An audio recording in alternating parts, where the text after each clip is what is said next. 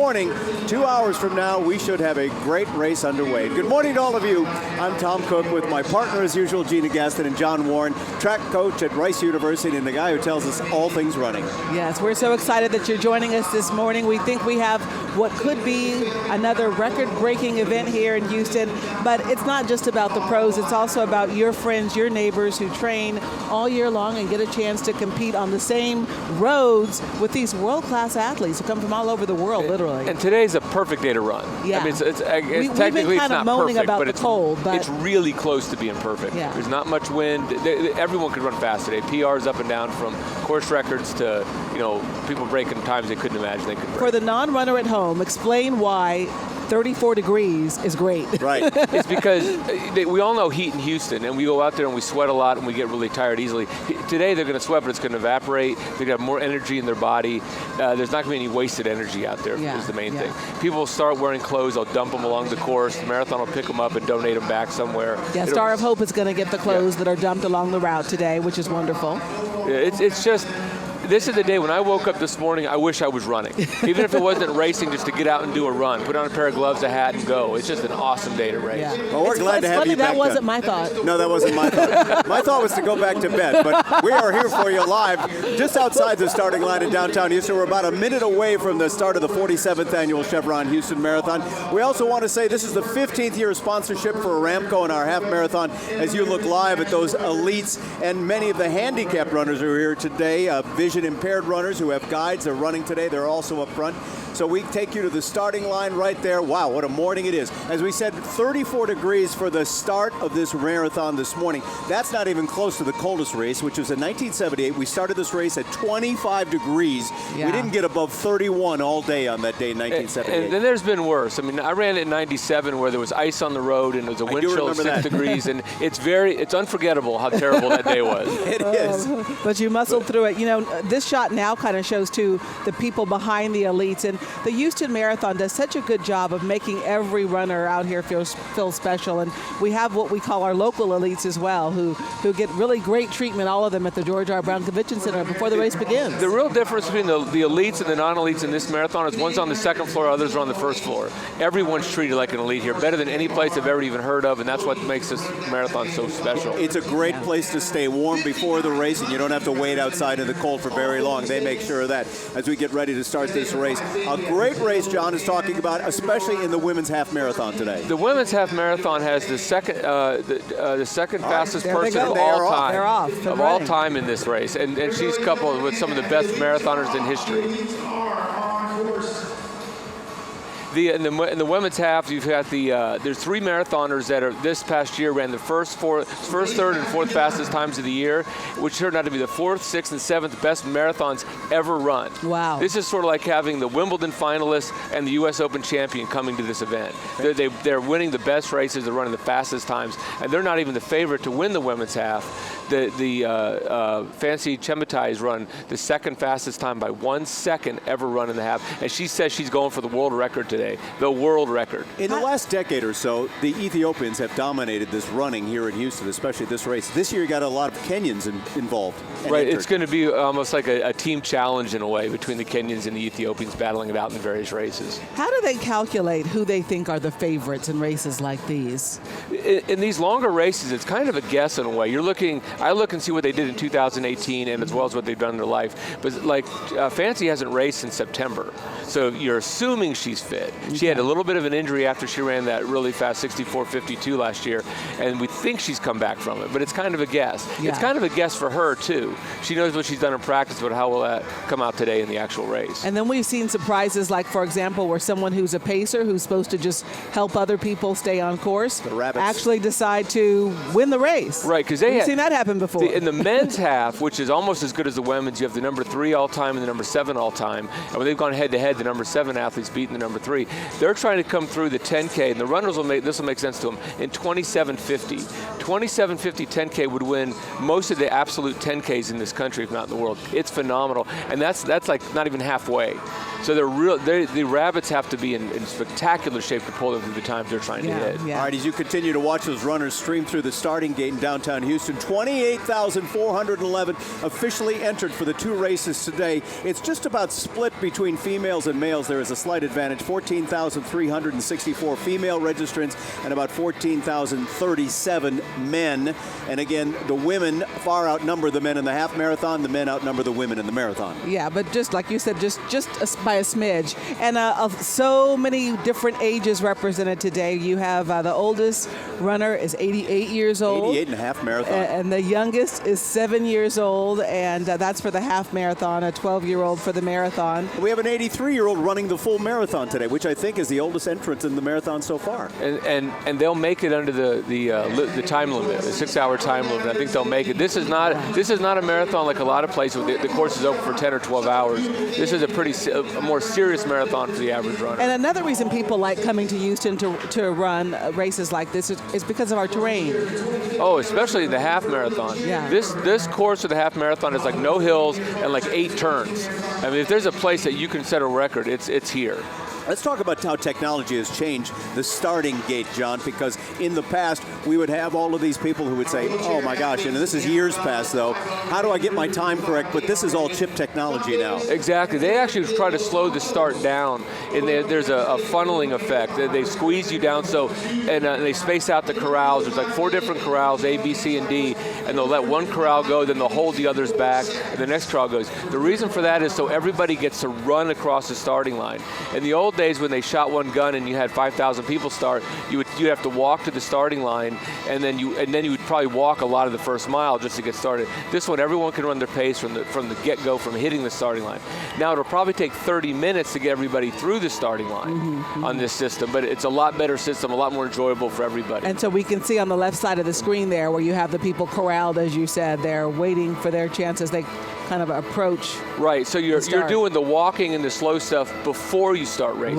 Right. So everyone's hitting, they can be at their pace at the starting line itself. So they'll have these small gaps between each of the corrals. It's a very elaborate system. It's a hard work. It is, but it works very well here, and you'll see that we still have some people at the starting line or going through the starting gate, probably 15 minutes on into the race after the starters have gone off. I think last year was closer to 30 minutes. Okay. It takes a long time to get them through there, but that's okay. I mean, especially today, it's going to be wonderful the whole day. It's not going to get hot at all. I'm always in awe when we come here. We come downtown every year about 5 a.m. to see everyone, walking around downtown and wide awake and ready to go. I know it. And people drinking a lot of coffee. But there's such camaraderie, and that's the wonderful thing too. I mean, certainly the talented pool of elite runners that is here is wonderful, but so many regular folks that really build camaraderie with each other within our community, raising money for charity or just getting in shape with their friends. And one of the wonderful things about running competing is it's actually a cooperative competition. So you and I are battling each other, but you're helping me hit my time and I'm helping you hit your time. So we're actually kind of competitive teammates in a way until the end. Yeah. Be it the women trying to set a world record, or the men trying to win a huge amount of prize money, or you and I just trying to beat each other. We get to the last 100 meters, we're going to find a way to, you're not my friend anymore. Exactly. I'm here to beat you, but thank you for your help, bud. And that's what makes it great, because you're doing the same thing to me, and that's when we shake hands afterwards. But you're right, it's hard to win, it's hard to set records if you're the only person out there in front by yourself. Exactly. I get what you're saying. And then having 250,000 people screaming and yelling, and other people screaming and yelling. I think it's great when when the marathon leaders are passing the half marathon people that are just running regular times, they're cheering for the marathon, and it's kind of just a wonderful environment all the way around. And we'll be showing you the map of this race course during our broadcast this morning, but if you need more information to get out there and cheer on the runners as they come past you in your neighborhood, ABC13.com has it all, the maps and where these runners will be coming and the estimated times that they will be coming to. At the starting line is our sports reporter, David Nuno, and they're still going past you, aren't they, David? Hey, Tom, I'll tell you what, I can barely hear you so loud with the music blaring. I'm here with the last woman starting today, Megan Saloom. Megan, how are you? You ready? Good, all ready to go. So kind of explain to me what the last woman starting means and for what you're doing for the Houston Marathon Charities. Yes, so I'm the last person to start the start over the starting line. There we go. And after everyone's already started, and so I am trying to pass as many people as I can, and people have pledged money for each person that I pass. And so it's raising money for the Houston Marathon Foundation. Now, here's a little tidbit, guys. She had a baby this summer. So this summer, a few months later, she's over here doing it. So talk about getting ready for this after having a baby in the summer. Yes, so I had my baby Drew in June, and so he's 7 months old now, and just knew that I wanted to get back into running, and I've been training the past few months, and so this opportunity presented itself, and I was just so honored that I could do this and partner with the Marathon Foundation to raise money for these charities in Houston. So how do you feel here just a few months after having given birth and about to run? I mean, how do you feel physically, mentally? I'm excited. I think my training has been going really well, and I'm excited to get out there and see what happens, what I can do. Best of luck to you, Megan. Thank you so much. Thank you. Tom and Gina, back to you. Thank you, David. That's That is awesome. such a great thing, that money-raising aspect to this race. This is the 25th year that we've had Run for a Reason, that donation to charity that so many people make. They get friends and colleagues to pledge money for each mile they run. It's called Run for a Reason, and they get a favorite charity of theirs. Some people raising for cancer, some people raising for MS, or some people just raising for rare diseases that we've rarely ever heard of, that they get a number of people together and they put together a lot of money. Yeah, they say over 60 charities are going to benefit this year from that effort, and you're right, it's a great way to make everyone in the community have an opportunity to be touched by the events happening here downtown in Houston today, and actually all weekend long. There have been activities all weekend long. It's kind of like golf. In the golf tournaments, people win a lot of money and then they raise a lot of money for charity. Well, today they're going to win a lot of money too. There's $45,000 to the winner of the marathon, and if they get the course record, which they're trying to do, they get a $30,000 bonus. And how does this compare with marathons around the world in terms of prize money? It's very similar to London. London gives $55,000 to the winner, so we're just below that. But they give a lot more bonus money. But the big ones are in Tokyo, Boston, Chicago, New York. But really outside of that top 5 or 6, we're the next best. I mean, that's why a lot of people come here.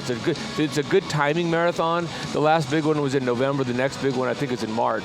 So if they want to squeeze a half marathon or maybe a marathon, and this one fits well. But those marathons you're talking about, London, Boston, and the rest of them, are big in terms of money because of the appearance fees as well, right? Exactly. You pay people to run in the race. London is the one that gives the biggest appearance fee. Way back when Paula Radcliffe has the world record for the women, she supposedly got over $300,000 just to show up. So yeah, that's where their money goes as well. How much did you get to show up today?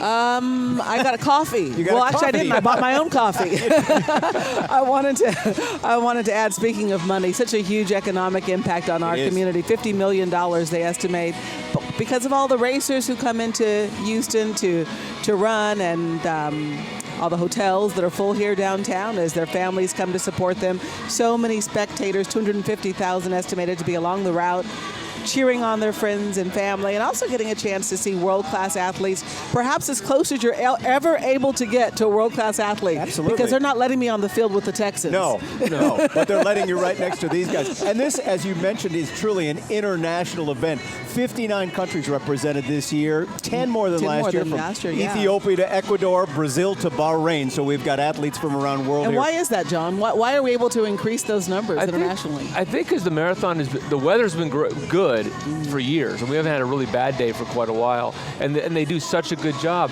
You compare this to, say, Boston. Boston, as a regular runner, you get out there 3 hours before the race. New York is the same thing, 3 hours, and there's no tent. There's no George R. Brown Convention Center. George R. Brown. And if it's cold and rainy, you're in trouble. You're just stuck there the whole time. I mean, here it is just perfectly set up for everybody.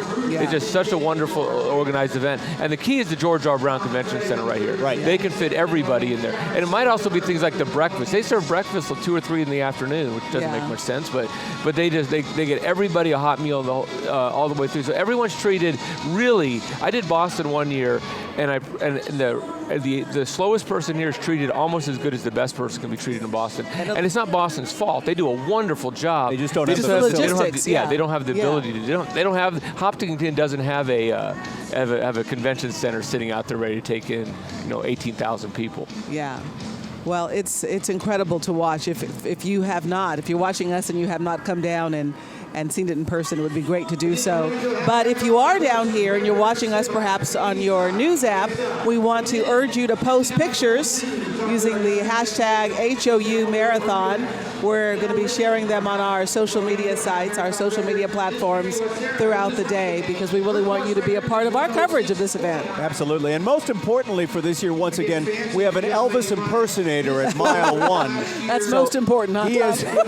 He has graciously given us his presence again this year, and we'll bring you to the Elvis impersonator. And all our other reporters along the route today, we've got everybody from Courtney Fischer to Pooja Lodi to Elisa Rivas giving you firsthand accounts of mile 10, mile 15, the turnaround, and all along the race route today as Do we have get Bob into this Slovak race. or somebody impersonating Bob Slovak? It is Bob Slovak. It's the real fellow? We had the impersonator last year. He didn't do so. We got the real Bob Slovak back, and that's the great idea. Now you're looking at the men's elite runners on the left, and I'm not sure whether that's the half or the full. I'm assuming it's the half, John. I believe it's the half, and what's interesting about this race, like we're watching this on TV, I think they look like they're going pretty quick. Yeah. If you could get out there and see them go by, the TV doesn't do this justice, just how fast these guys are running. They came through the first mile in 4:25, which is world record pace. They slowed down a little bit for the second mile, so they're still on course record pace. But they're running.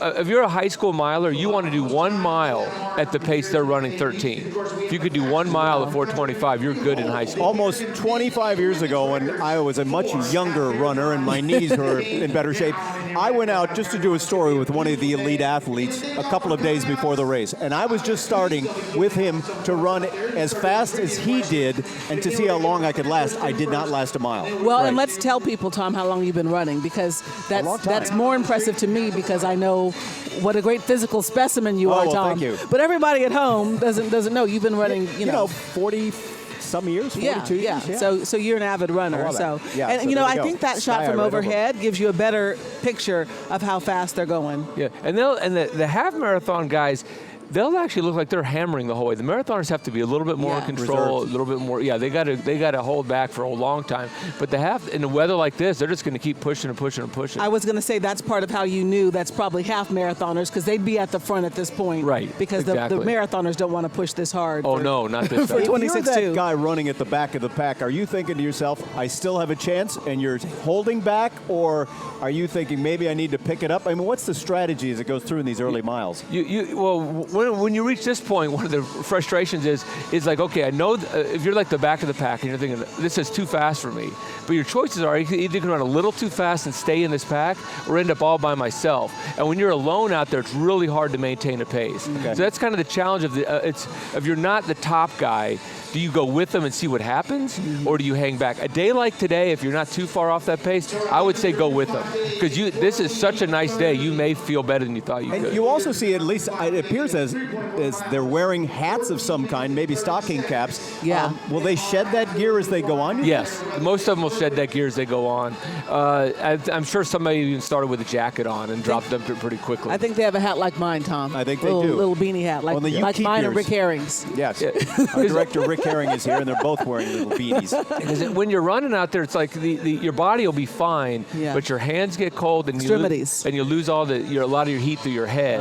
So the idea is to retain that heat through your head until you get hot already. Once you're warmed up, they'll get rid of that stuff. And again, when they shed the clothing, they're going to be taken to Star of Hope this year, a wonderful tradition we have here in Houston to make sure that a charity here in town gets a chance to benefit from all the clothes, and sometimes very expensive clothes that are left on the streets by these runners. Especially by the elite guys. They didn't go to the thrift store to buy an old sweatshirt. Go to Target, huh? Yeah, they're wearing their fancy stuff. Well, it's called the Chevron Houston Marathon and the Aramco Half Marathon for a great reason, because this race could not be done without the corporate sponsorship and the help that those two companies give every year.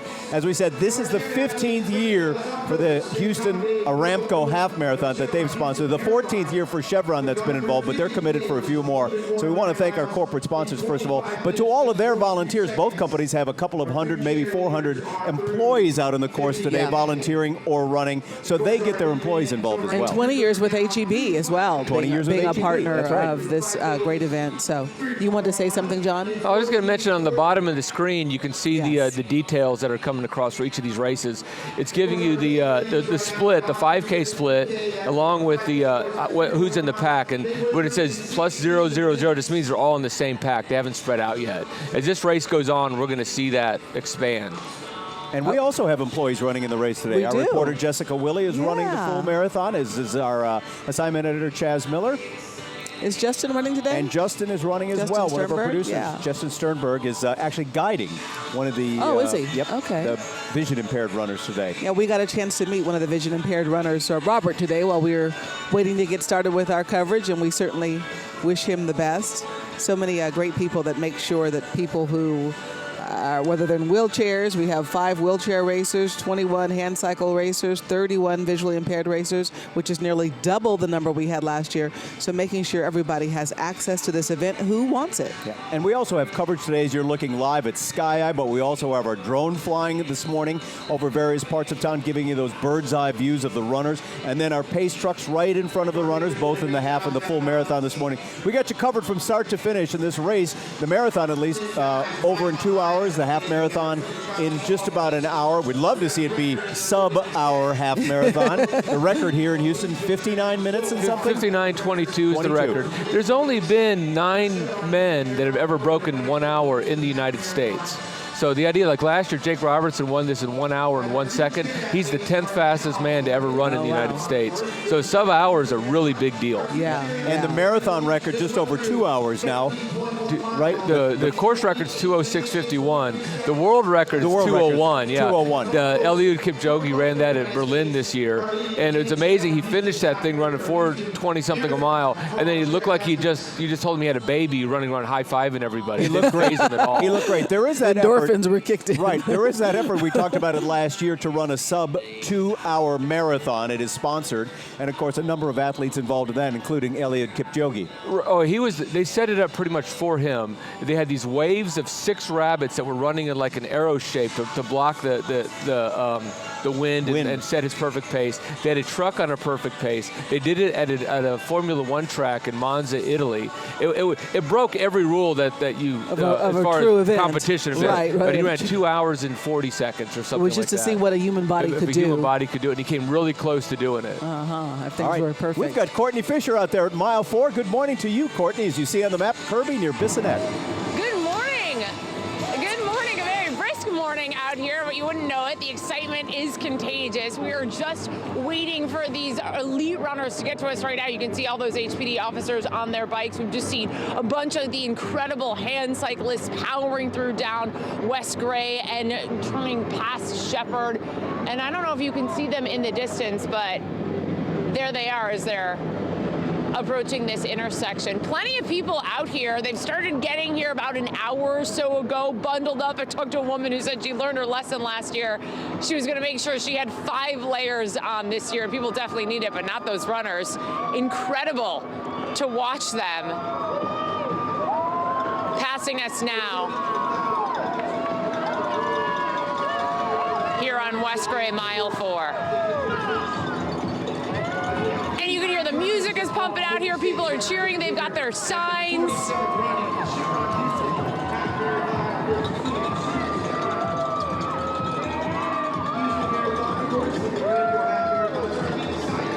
It is a great place to be right now. You guys can see all of the people cheering on these groups. And slowly, we've got packs more and more coming out.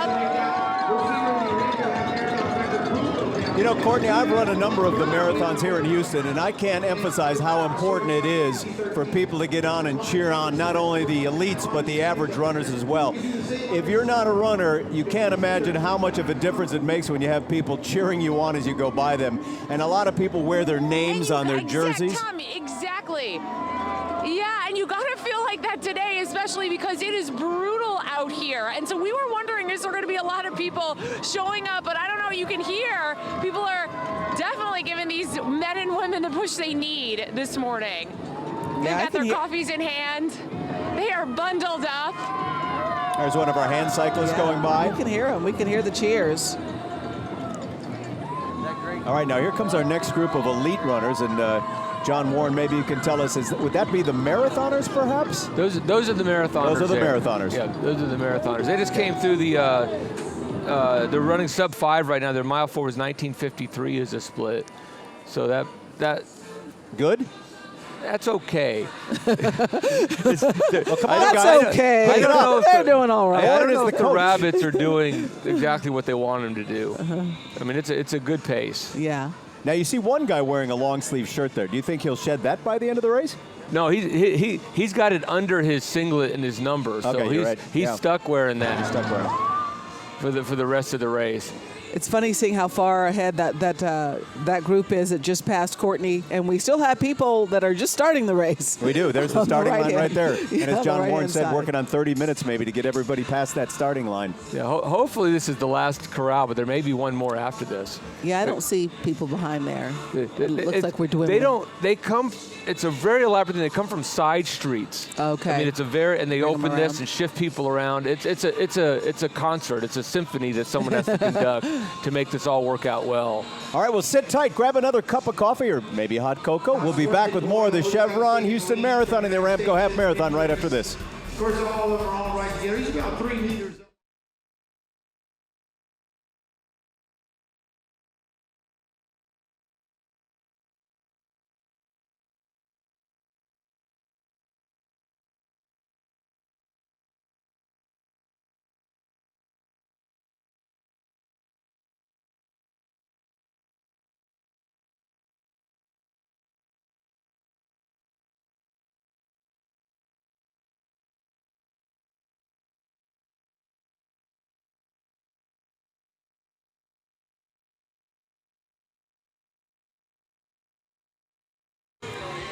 I don't hear Kim. I mean, I hear.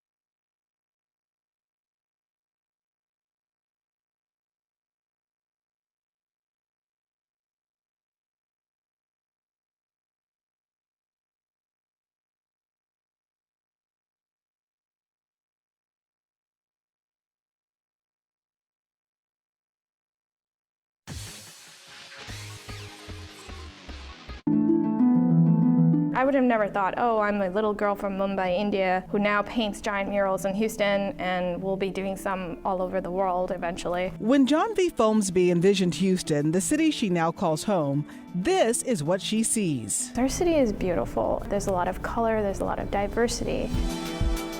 So this is the painting that I did for the marathon. Stroke by stroke, the Indian-born artist meticulously created this year's Houston Marathon poster, one of the most treasured keepsakes runners will receive. You need a lot of resilience to be able to actually finish a marathon. That's what I wanted the work to be around. About resilience, about movement. But she's not just an artist. Her other great love is scuba diving, and she finds the inspiration for her majestic painting deep below the ocean's surface. All I felt was I was one with my breath, and I was invited to see something that was truly beautiful. And that's all I imagine is when you're running, all you can hear is your breath, and you're just invited to view everything around you in your environment, and you just take it in. She hopes runners will each have their own interpretation of her vibrant cityscape. This is a story of showing power in our city and showing this resilient force that we have for it. I love that. That describes Houston in a T. Absolutely. Resilience. Great representation of our city. So we are watching very closely the race right now because we're starting to see a pack emerge.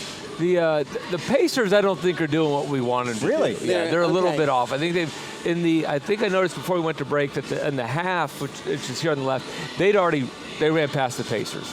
Like I said, they're shooting for 27.50, which is just a remarkable time to begin with for a 10K, much less being able to do it from the front. So none of these guys are the Pacers here. I'm trying to think who that is. Again, it was one of the favorites. Yimmer is the favorite coming in. He's got the fastest time, third fastest time ever. Last year in 5 half marathons, it was his first one ever was a 59 flat, the greatest debut ever. He ran 5 half marathons, all tremendously fast. He didn't win a single race. Isn't that amazing? So he's the third fastest ever, but the race he ran the world record was set. So he's looking for his first win today in a half marathon. He's run other races, but not in the half. We hope we're here to witness it, right? Exactly. We have Pooja Lodia on the streets for us between miles 6 and 7. She's at Kirby and Bissonnet, and it sounds like it's awfully loud where you are, Pooja. Guys, I finally figured out how it is to stay warm out here. Check this out. I am hanging out with these amazing Bolivian folkloric dancers. They've been coming here every year for about 10 years. Tell us why this is so important to you. Why come out? Just because to show our culture and we like sports, so just cheering all these people, it just makes us so happy, and to show the kids the importance of, show your folklore, show your country, and cheer for these people. They do such a great job. That is just wonderful. It's been amazing to see how many people have been coming out here. As you can see, there are some Houston police officers here leading the way. We are expecting to see some runners come by here very soon, but people started lining up right at about 6 o'clock, so about an hour before this race even started out here. That's how much they really wanted to support all of these runners. If you look here on the other side, you'll notice many people are, of course, bundled up, and let's see if we can actually walk over here. Now that the police have passed us by, we can talk to a couple of these spectators. Again, we're talking about 250,000 spectators, a lot of them extremely excited. Guys, you are amazing because it is cold out here. Tell us why you came out here. Because we love to watch them have, this every year. So we're here, and we love to run too, but today is like That is amazing. I'm loving seeing some of these signs. Again, you can see some of these participants starting to come through here. We're at Kirby and Bissonnet. Again, a lot of people out here right now trying to kind of keep warm out here as this marathon really gets started. If we walk over here, we can see again more and more people. Hey guys, thank you so much for coming out here. Guys, tell us a little bit, how are you staying warm and why was it worth it to make it out here? This is like the 12th or 13th year for our family to run. This year it's our 2 daughter-in-laws, Allison and Kim Easton, and several friends. We have blankets, hot coffee, hand warmers. That is amazing. I'm sure they appreciate your support. I know I appreciate your support. And you were watching live here as some of those elite runners make their way down our streets in the city of Houston. They don't even look like they are breaking a sweat, guys. They don't look tired at all. They look like they are doing great. And again, you can see more and more runners coming through. A lot of these spectators extremely excited. So I'm going to toss it back to you. All right, thank you. We just watched the final runners cross the starting line. How about that? So we have the last woman starting who will try to pass as many people as she can to raise money for charity. You just saw the interview with David Nuno earlier. Which is great. We have another reporter on the site, on scene, on the streets we wanted to go to now. Elisa Rivas, she is at the split at Bissonnet and Mandel just before mile 8. Elisa? Just before mile 8, we are awaiting the elite runners. This location, this stretch of Bissonnet, will be very busy in the next 90 minutes. Here, this first 8 miles, this is going one way, is going to be the full marathon. That is through Rice Village. And then your half marathon goes back toward downtown through the Museum District. You'd be amazed. I think we already saw one wheelchair participant miss the split. Even with these huge signs, even with signage all the way down, it is easy to miss. So we are awaiting the elite runners. The crowd a little sparse right now, but here in the next 90 minutes, this stretch of Bissonnette, if you're walking out of your house in the Museum District, Rice Village, it is the time to come on out and see this quick pace that these runners have as they come through, the first ones through. And as Pooja was pointing out, they don't even look tired when they come through. We've done this over the years, and it's always amazing because when I see them early in the race, I'm thinking to myself, they're going so fast, and they're going to do it for the next 20-plus miles. Back to you guys. Thanks, Elisa, you're right. Come out of the house and see it because it's amazing. And I was going to say, Elisa, I'm betting that the people look tireder who come in later because those are not the pros. Yeah, you're right. You're absolutely right. As we look now live, this is the half marathoners and the lead pack of men on your left, on your right, Sky 13 in our shot through. Well, I guess we're getting close to that spot at West University where Elisa was talking about, and where they make the turn. The half marathoners go straight, and then the full marathoners have to take that right turn. Well, the last split I got was 30:28 for the 6 mile, which I think puts her like at 66-minute pace. Oh, you're talking about the women's race, right? On the men's race, okay, we haven't seen the women yet. Yeah, this men's race, they're really picking it up. They were on their second and third miles a little bit slow. Their 6 mile split, which I just got, I don't know if it's coming up for now. Their 6 mile split puts them like at 60 flat. They're dropping pace as each mile goes. When they turn onto Montrose and they have that little bit of downhill, this could be incredible. Really? At first you were concerned they weren't going as fast as you. Right. Yeah. Right. I don't want to say not fast enough, but the men's marathon's picking up a little bit too. I think they just counted on the rabbits a little bit, and the rabbits weren't able to do what they expected. Because it's hard to get a rabbit for these guys. It's hard to have someone that can pace, that can lead. They're supposed to be. They have to be at least as good as these guys, and if they were, they'd be racing. Right. So it's a struggle to get that done. And usually, how many miles would you expect a pace or a rabbit to be able to? Usually about half the distance. Okay. And sometimes they go longer, and that's when like they pay a rabbit to go through 18 miles, and he gets up there and no one's around. Well, He's heck, like, I'll just finish that. Those are the great stories of the rabbits winning the races. I remember us having that before here. And are there two different kinds of races that they often get into, and that is where they often get out to a really quick start and then it slows down, and then the other way where they get off to a little bit slower start than you thought today, and now they're picking it up. Right. Now, if you want to do one of those two, you want to do what they're doing today. You want to get a slower start and have what they call a negative split. The second half is better than the first half. That's where most world records, most PRs are set, is on negative splits, or even, but negative is a little bit better. Because if you're slowing down, especially in the marathon, you can really slow down. Right. You're in trouble sometimes. Well, we are very excited today to have with us a very special man, the mayor of the city of Houston, Sylvester Turner. And welcome. You were hosting a heck of a shindig downtown here today. Well, look, we've got 27,000 folk that are out here. Every state is represented, and 59 countries. Believe that? 10 more than last year. Right. Yeah. The largest single sporting event in the city is on any given day. So I'm very proud. I was going to say an early morning, but perhaps not for you. You're probably up every morning early. It's an early morning, but it's an amazing city. You get up every morning, go running that early? No. Never mind. I shall not lie on a Sunday. Okay, all right. Exactly. So tell us what it takes to put together this grand party. First of all, thanks to our police officers and firefighters out on the streets today taking care of everybody. But this is a whole lot of planning, not only by the Marathon Committee, which, by the way, does an incredible job, but by the city of Houston you work with. Look, over 7,500 volunteers. There are a lot of people that are participating to make it work. A lot of the city departments are on hand. First responders, as you mentioned, they're out here. Public Works, they're out here to make it happen.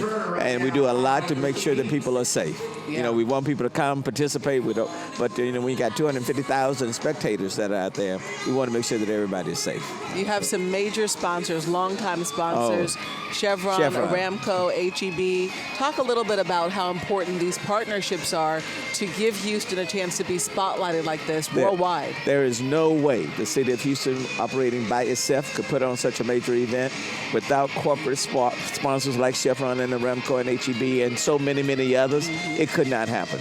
And it's not just a running event for us. You know, a lot of charities are benefiting from what's taking place today. A lot of money has been raised, you know, close to $30 million. So a lot of people, a lot of nonprofits will be benefiting. But without the corporate community, without our media partner, you know, you can't attract the elite runners from all over the globe if you don't put on a first-class event that's hosting so many runners. So I want to thank all of the corporate sponsors that have been with us for a number of years, not just 1 year now, but we're talking about people that have been with us 15, 20 years. Right. Your buzzword in the past has been, this is one of the most, buzz phrase if you will, been one of the most diverse, maybe the most diverse city in the United States. And we have 59 countries represented running here today. It's kind of reflective of that whole diversity because we're able to attract just an international party here. Well, look, we have like the third or fourth largest consulate in the United States right here in the city of Houston. And so when you've got about 93 consulates, 93 countries that are literally officed in the city of Houston, and you have 59 countries that are represented in the most diverse city in the United States, that's a fact. You know, not New York, not LA, but the city of Houston. We attract people from all over. 1 of 4 Houstonian is foreign born. So it's only fitting and natural that you have so much international flavor in this particular event, which represents an international global city. I like that international flavor. We get into our city for this event, elite athletes. But the other great thing about this event is it makes regular folks be more inspired to take care of themselves and to be healthy. And that's important, too, for a city to do things to be in better health. And look, and the event itself is so diverse. Yes, elite athletes we do have, but people, wheelchairs, when it first started we had about 10. Right. Now we have well over 70, okay? We have people who are blind who are running with their partners, children. You know, we 7 years old. 7 going up into the 80s. Yes. You know, so it is really a very diverse event, which reflects the diversity of our city. But we say, you know, we can be diverse, but the question is, can we be inclusive? This marathon event is very inclusive. It is indeed.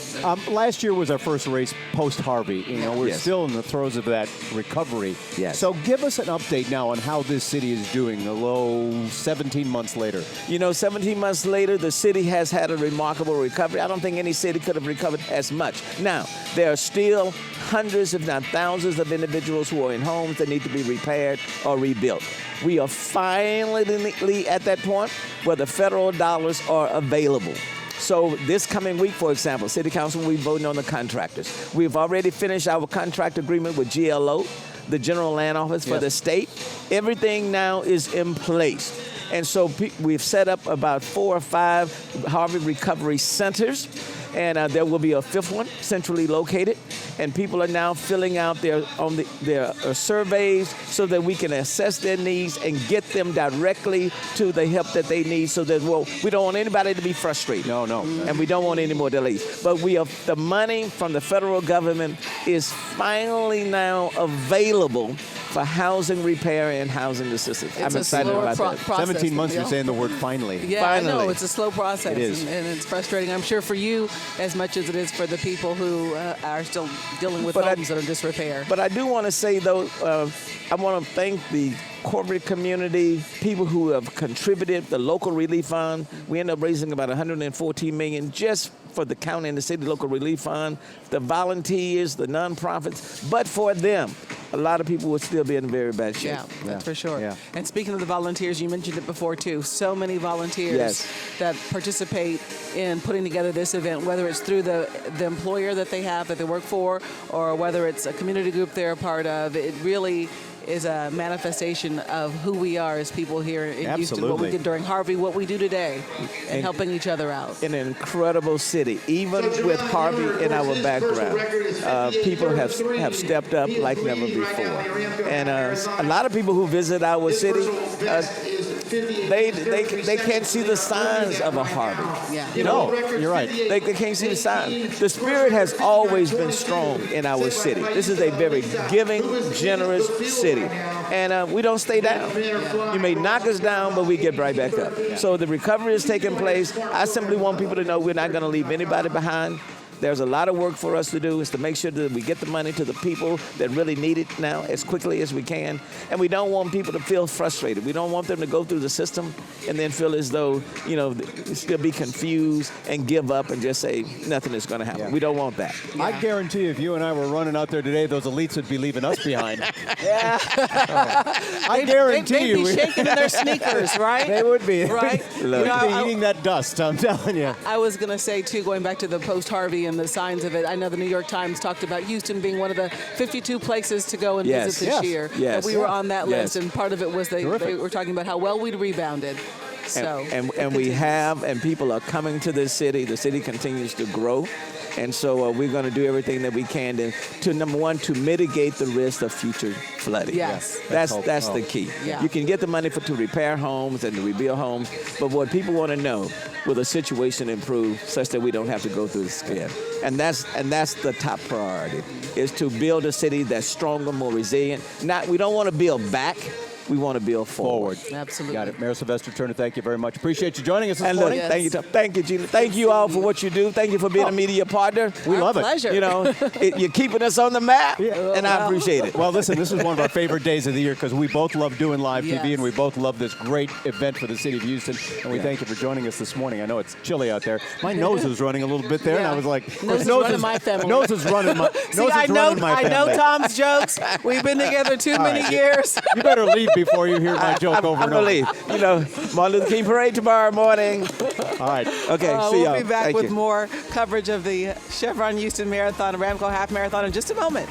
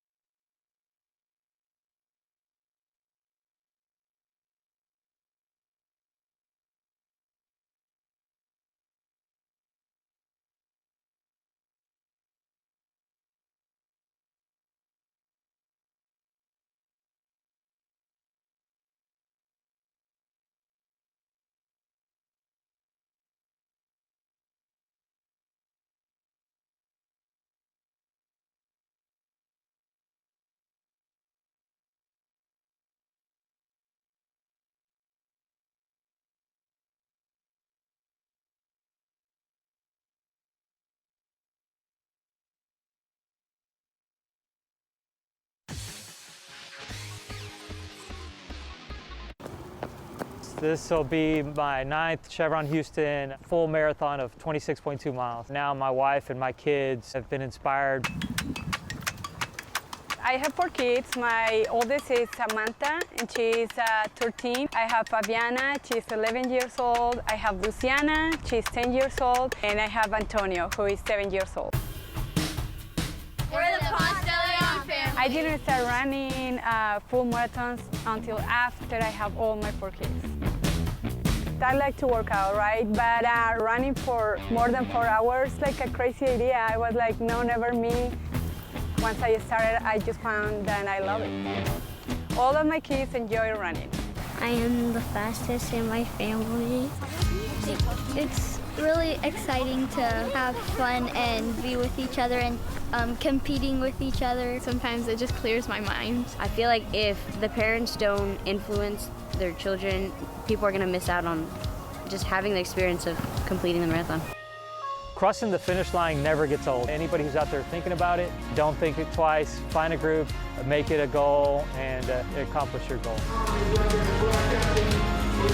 I love it. Running a family affair for the Ponce de Leon family.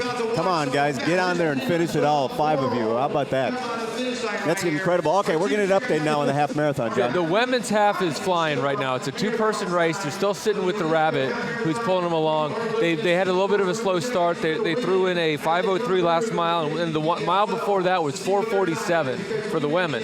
That's cranking for the women. That's a great single mile time. They're going to get under 66. I don't know if they'll get under 65, but they're trying like crazy. They still have the rabbit pulling them along. And the men's half over here on the left of the screen, Yimmer's dropping the hammer as well. He's on pace to, they've been running about 60 flat pace, what it's projecting.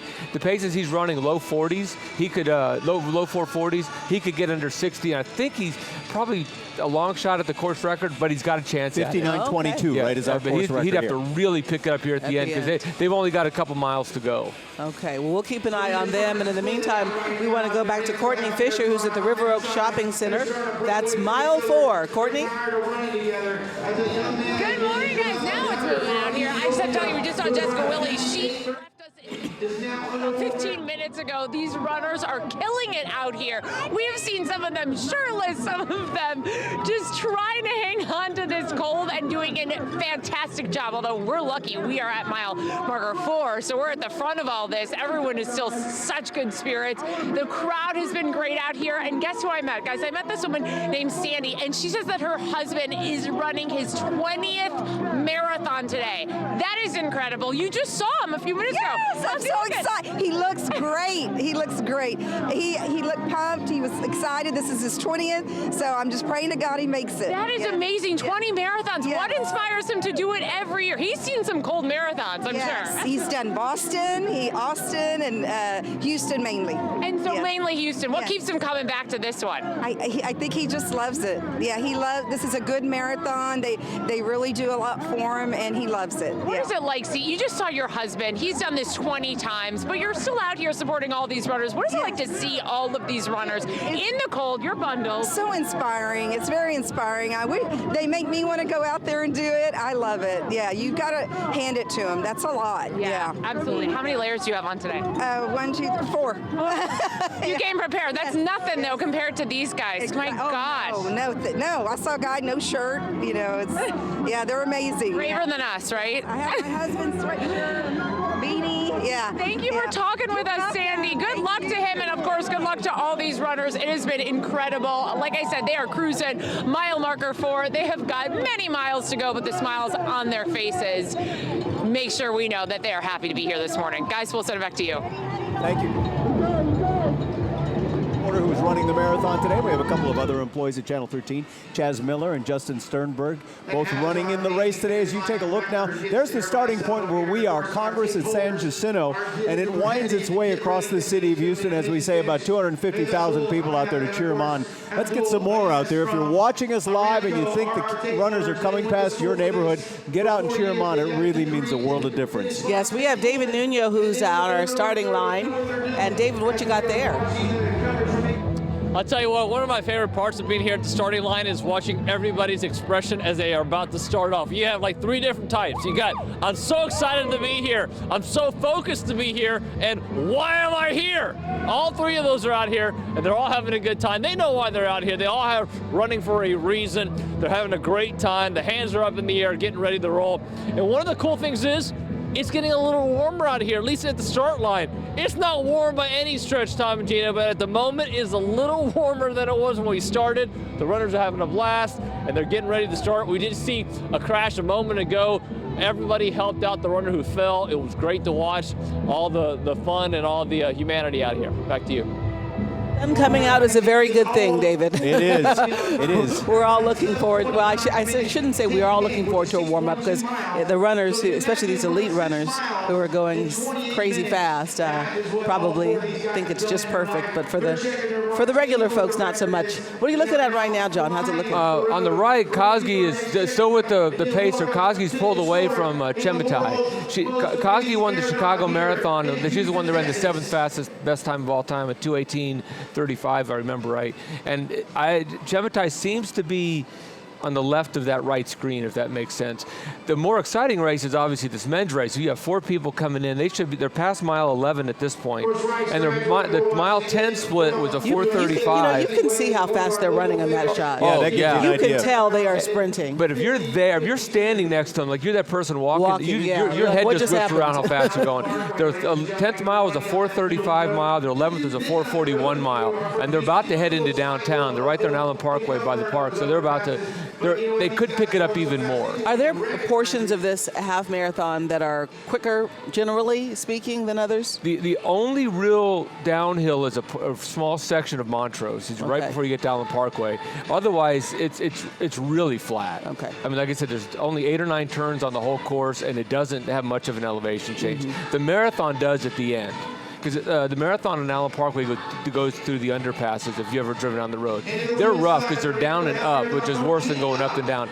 The half marathon avoids that. It merges on at Montrose and hangs to right. It doesn't have those underpasses. You talked often about the rabbits. Who sets that up? Is it the marathon that brings in the rabbits or individual runners that get together and maybe? The marathon sets that up. It's only done through the marathon committee will hire people to come in and try to do that job. Some people do it for a living. It's really hard. It's one of those things that sounds easier than it is, but it's a really hard thing to do, to not go too fast at the beginning, and the really good ones can run a perfectly even pace, not just hit the miles by going fast, slow, but run a perfectly even pace the whole time.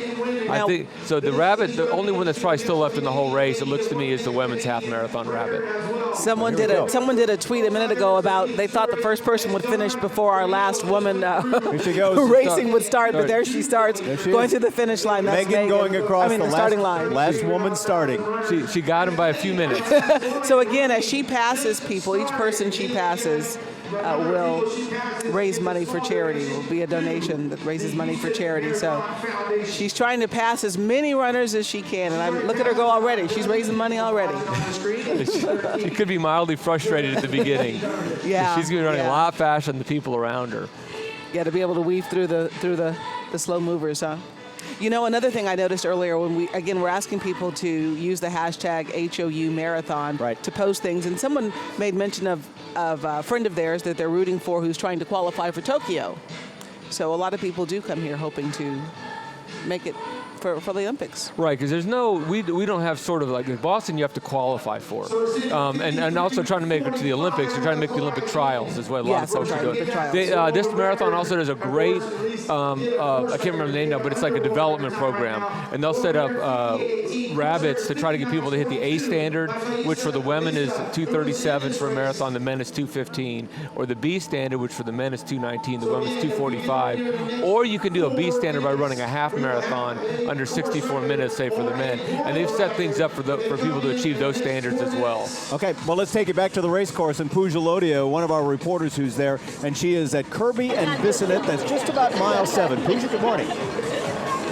Good morning to both of you. It is still cold out here, but take a look at these faces. I can tell you that we have seen all smiles out here. And really my favorite part is when you see some of these spectators screaming out for somebody and that person hears them. Take a look. I think that's Superman over there. He's definitely having a great time. So guys, I know you were cheering for your friend Missy. She heard you.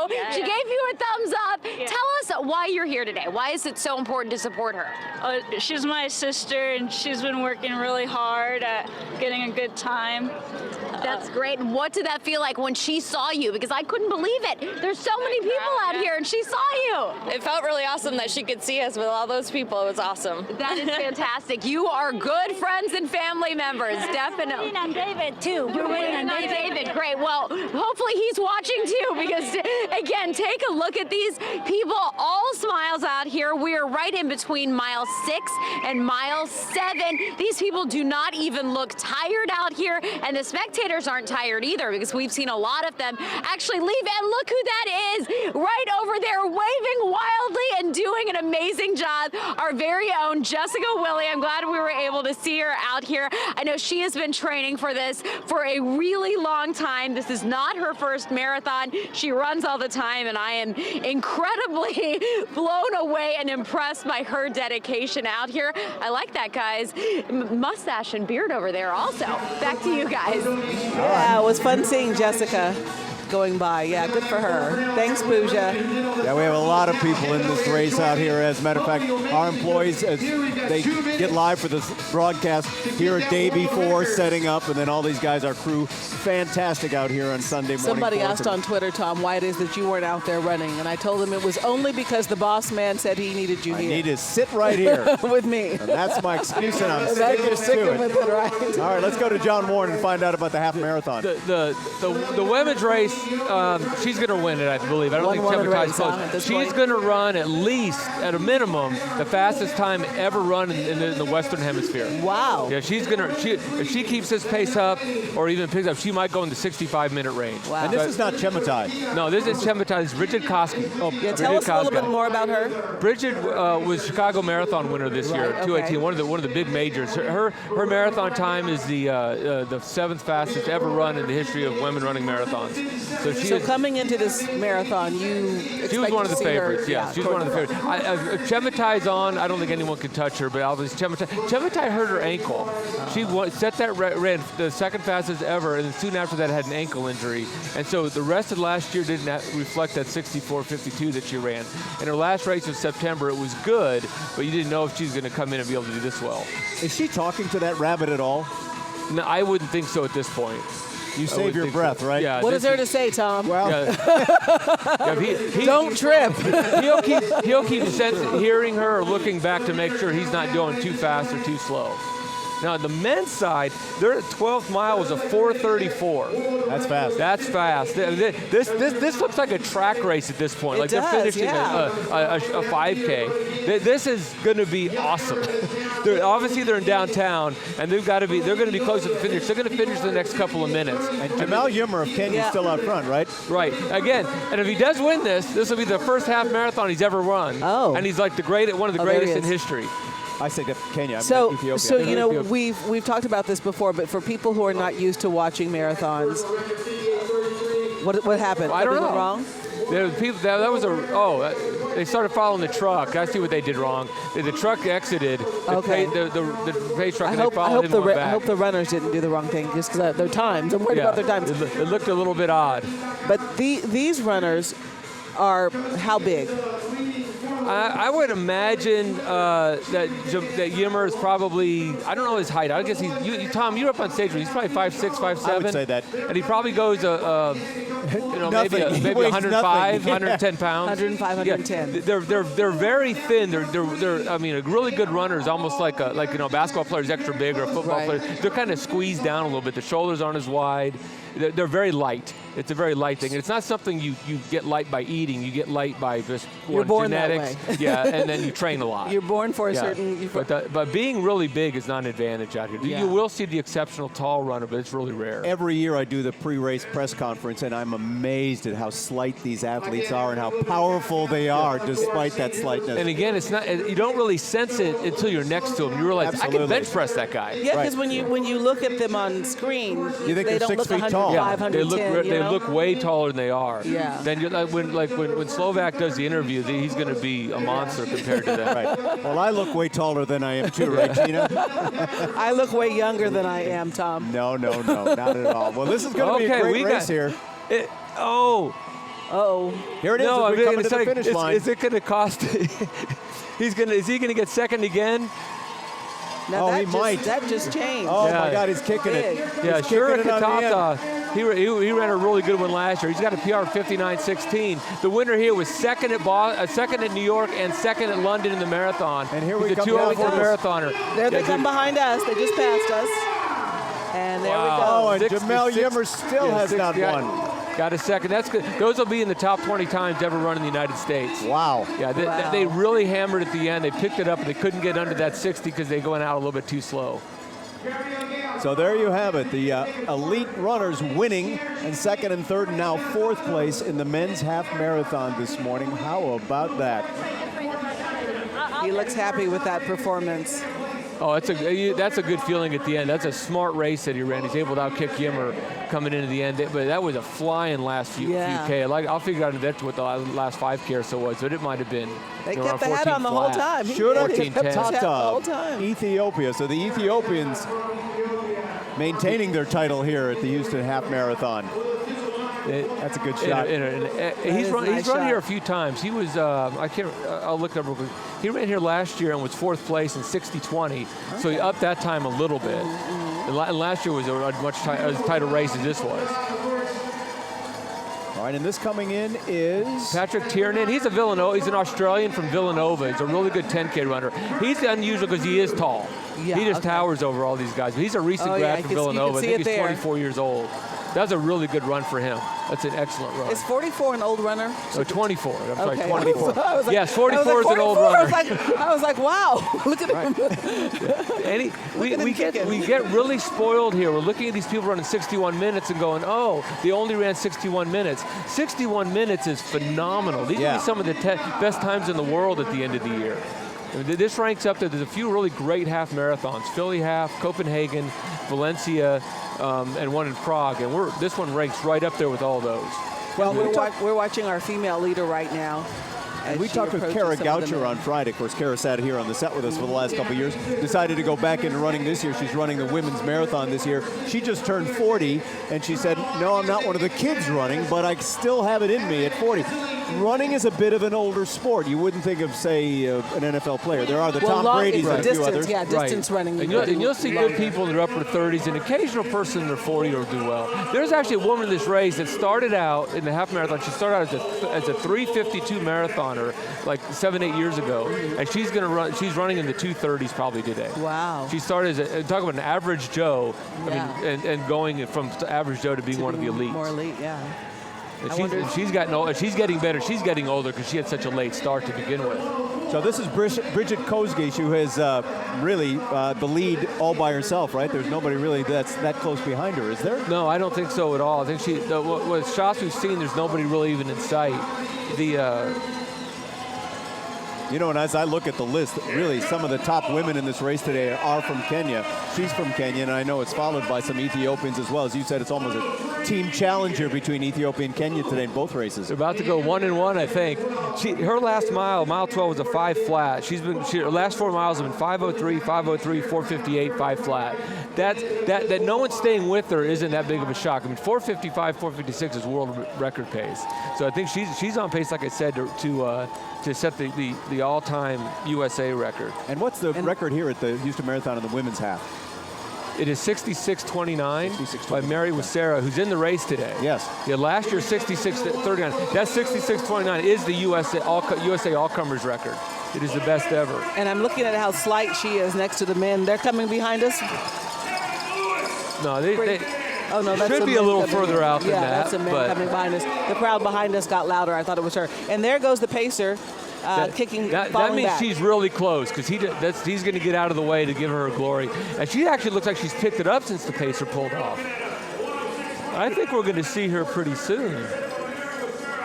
Now she's just chasing this gentleman down. Yeah, she's using him as her pacer. Yep. I'm going to chase him down, and she's going to look at the next guy. I mean, and he's running really well. To be fair, I mean, it's not like he's being beat by a girl. It's like no, this is incredible how fast she's running. It's funny to me how close she gets to him instead of going to the side. Right, you pull right up and then zip around him. It's a lot like a NASCAR sort of thing. Yeah. So then the next guy behind her, we barely saw him. He's kind of like, okay, I don't want to be beat by a girl.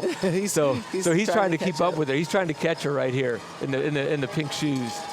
Well, here we go. She is about to come down and cross this finish line and, we assume, win this Aramco half marathon in the women's half today. Final home stretch here. Bridget we have a couple of hand cyclists coming over the finish line in a minute as well. We should see here in a second. This is going to be really fast. I hope so. I like to see her. No one's ever broken 66. I mean, they haven't been close in the United States. None of the women. And she may be way under it, assuming we see her at some point. And some of the men still sprinting, coming across the finish line. There she is. Here she comes. This is Bridget Koski of Kenya to win the Aramco Half Marathon this year. This is incredible. What's she going to cross in, we Okay, think? and She's the going to crowd's be like trying to help her out. 66.50, would be my guess, somewhere around that, or 65.50. Here she goes. It's just I going to be think under 66. I think I could run that pace for 200 meters. That's about Unofficially, it. That was fast. 65.50. Wow. That is the fastest time ever run in the Western Hemisphere. Really? Wow. Ever on the side. By 66.29 here was the record by Mary with Sarah until right now. All right, well, let's turn to Amro Shali, who's the chief editor with Aramco. Thank you joining us, our title sponsor here in the Half Marathon. What a race you just watched here. It's an amazing race. I understand the weather is a little bit cold and chilly, but the energy out there and the heat is keeping us all warm. Yes, I don't know if you heard what John just said about the race that she just ran, the fastest time in the Western Hemisphere ever. So you guys are a part of history. Well, we're here for Houston. Yeah, you are.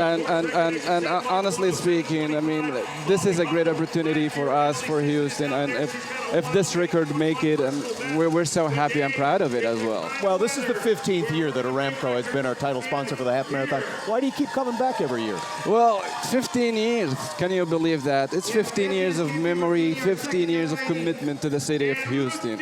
We're so proud of it. A lot of memories has been made in here. I mean, a lot of these athletes have made this marathon and the participation of this marathon one of their life achievement. And we are at Aramco so proud, actually, to be part of this special memory they created over here. We are so glad. Hang on one second, Amro. Yes, we're going to go to Bob Slovak, who has the winner in the Half Marathon. Bobby?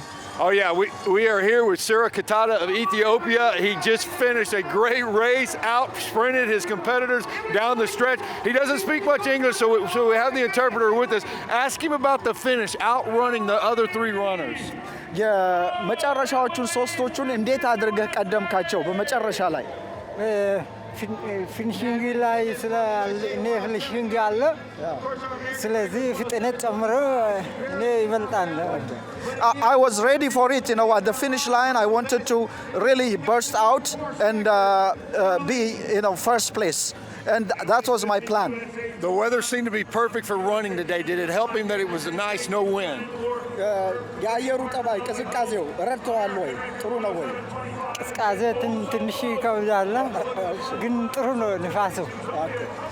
The cold was a challenge, but the wind was okay. I could manage it. All right, sounds good. That smile says it all right there. The folks from Aramco are here with the presentation. Congratulations. This is our 15th year for Aramco to host the half marathon. We are very proud of you. We wish you the best in your other races in the future. እንኳን ደስ ያለ ይሄ አራምኮ የሚባለው ይሄንን ስጦታ ይሰጣል እና ለወደፊቱም ጥሩ ምኞታችንን እንገልጻለን።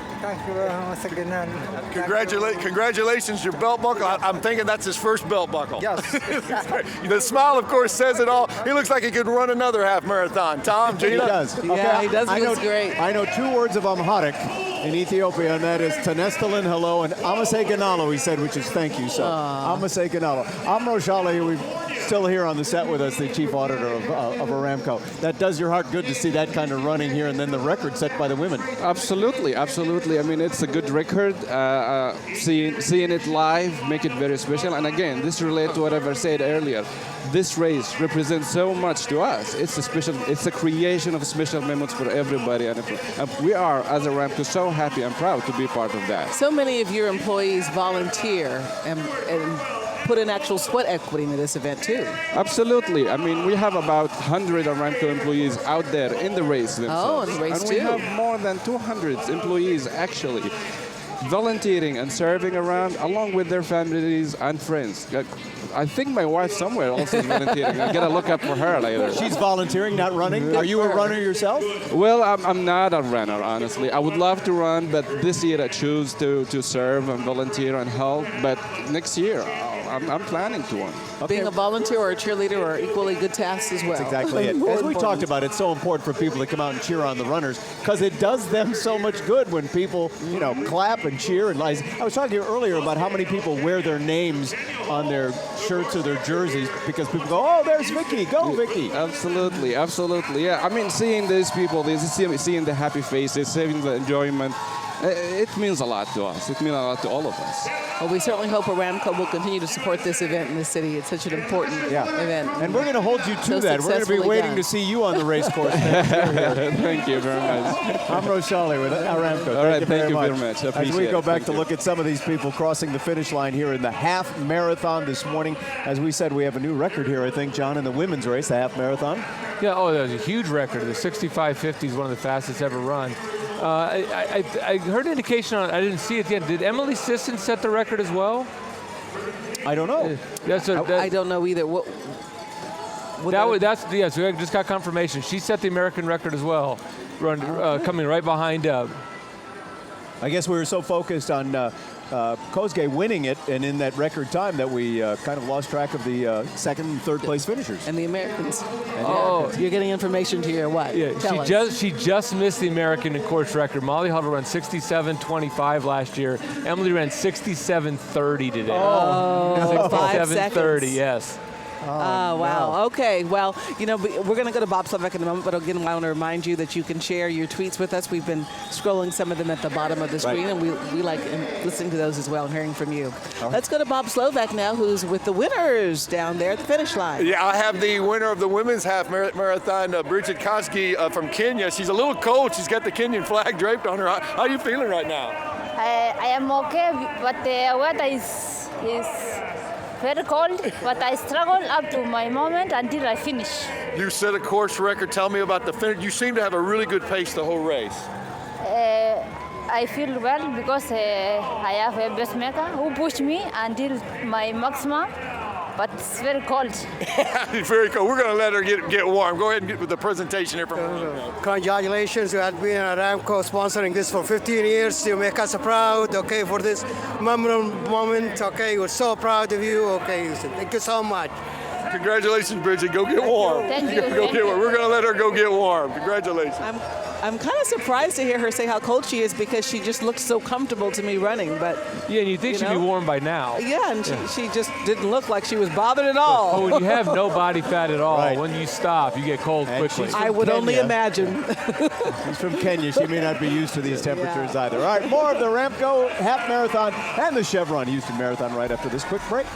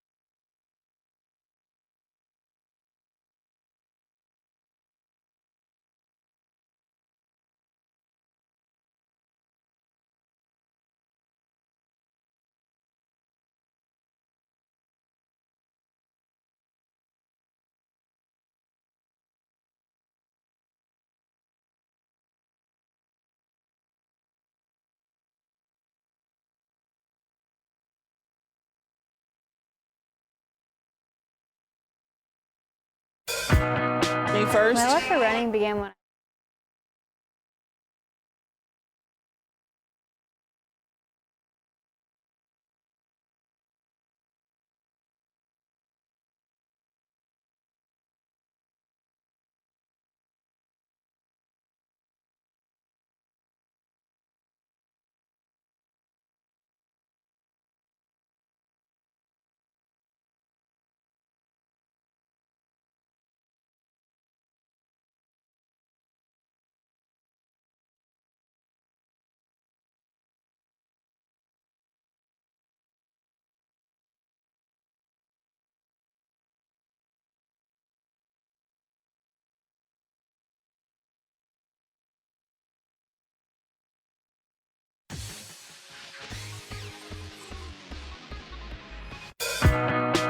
My love for running began when I left high school. I've ran 11 marathons to date.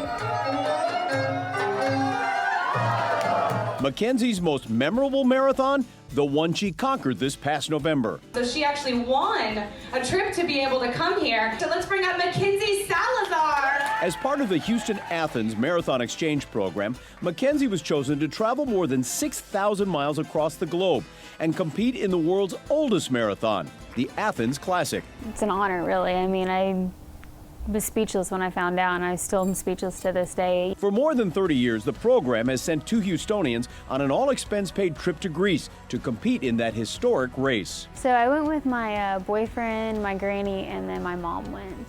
We were there in Greece for a total of 5 days. We visited the Acropolis, the Parthenon. So the marathon itself, it was basically all uphill. So it was incredibly tough because here in, Houston, we don't get hills. We get, bridges and overpasses.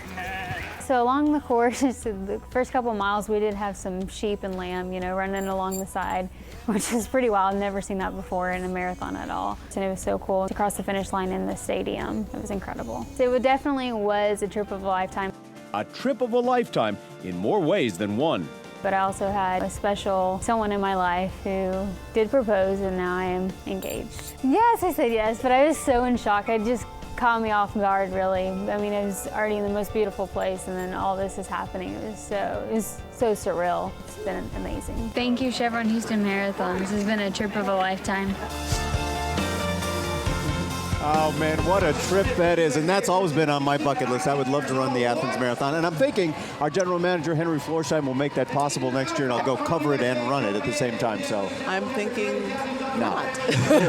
By the way, we have 2 runners from Greece who have traveled 6,000 miles to run this today. So congratulations to them, and thank you for coming. We welcome all our international visitors. Absolutely. Let's check in and see how the race is looking right now. The marathon races are just getting heated up a little bit. The men's have been running about a 2:10 pace, and they've got a pretty large pack. And the women are about 2:26 pace. So again, a day like today, this could be more of a negative split day because the day's not going to get worse. The heat's not going to bother the wind. Negative split. Can you explain what that means? The second half of the race is faster than the first half of the race. Okay, gotcha. That's normally how most people get their personal best. That's normally how most records are set. They're either very perfectly even, or the second half is faster than first. The record was set here with a big negative split. When the athlete did that, he ran the last 10K like at 29:10 pace, which is 70 seconds a mile, so 440 mile pace.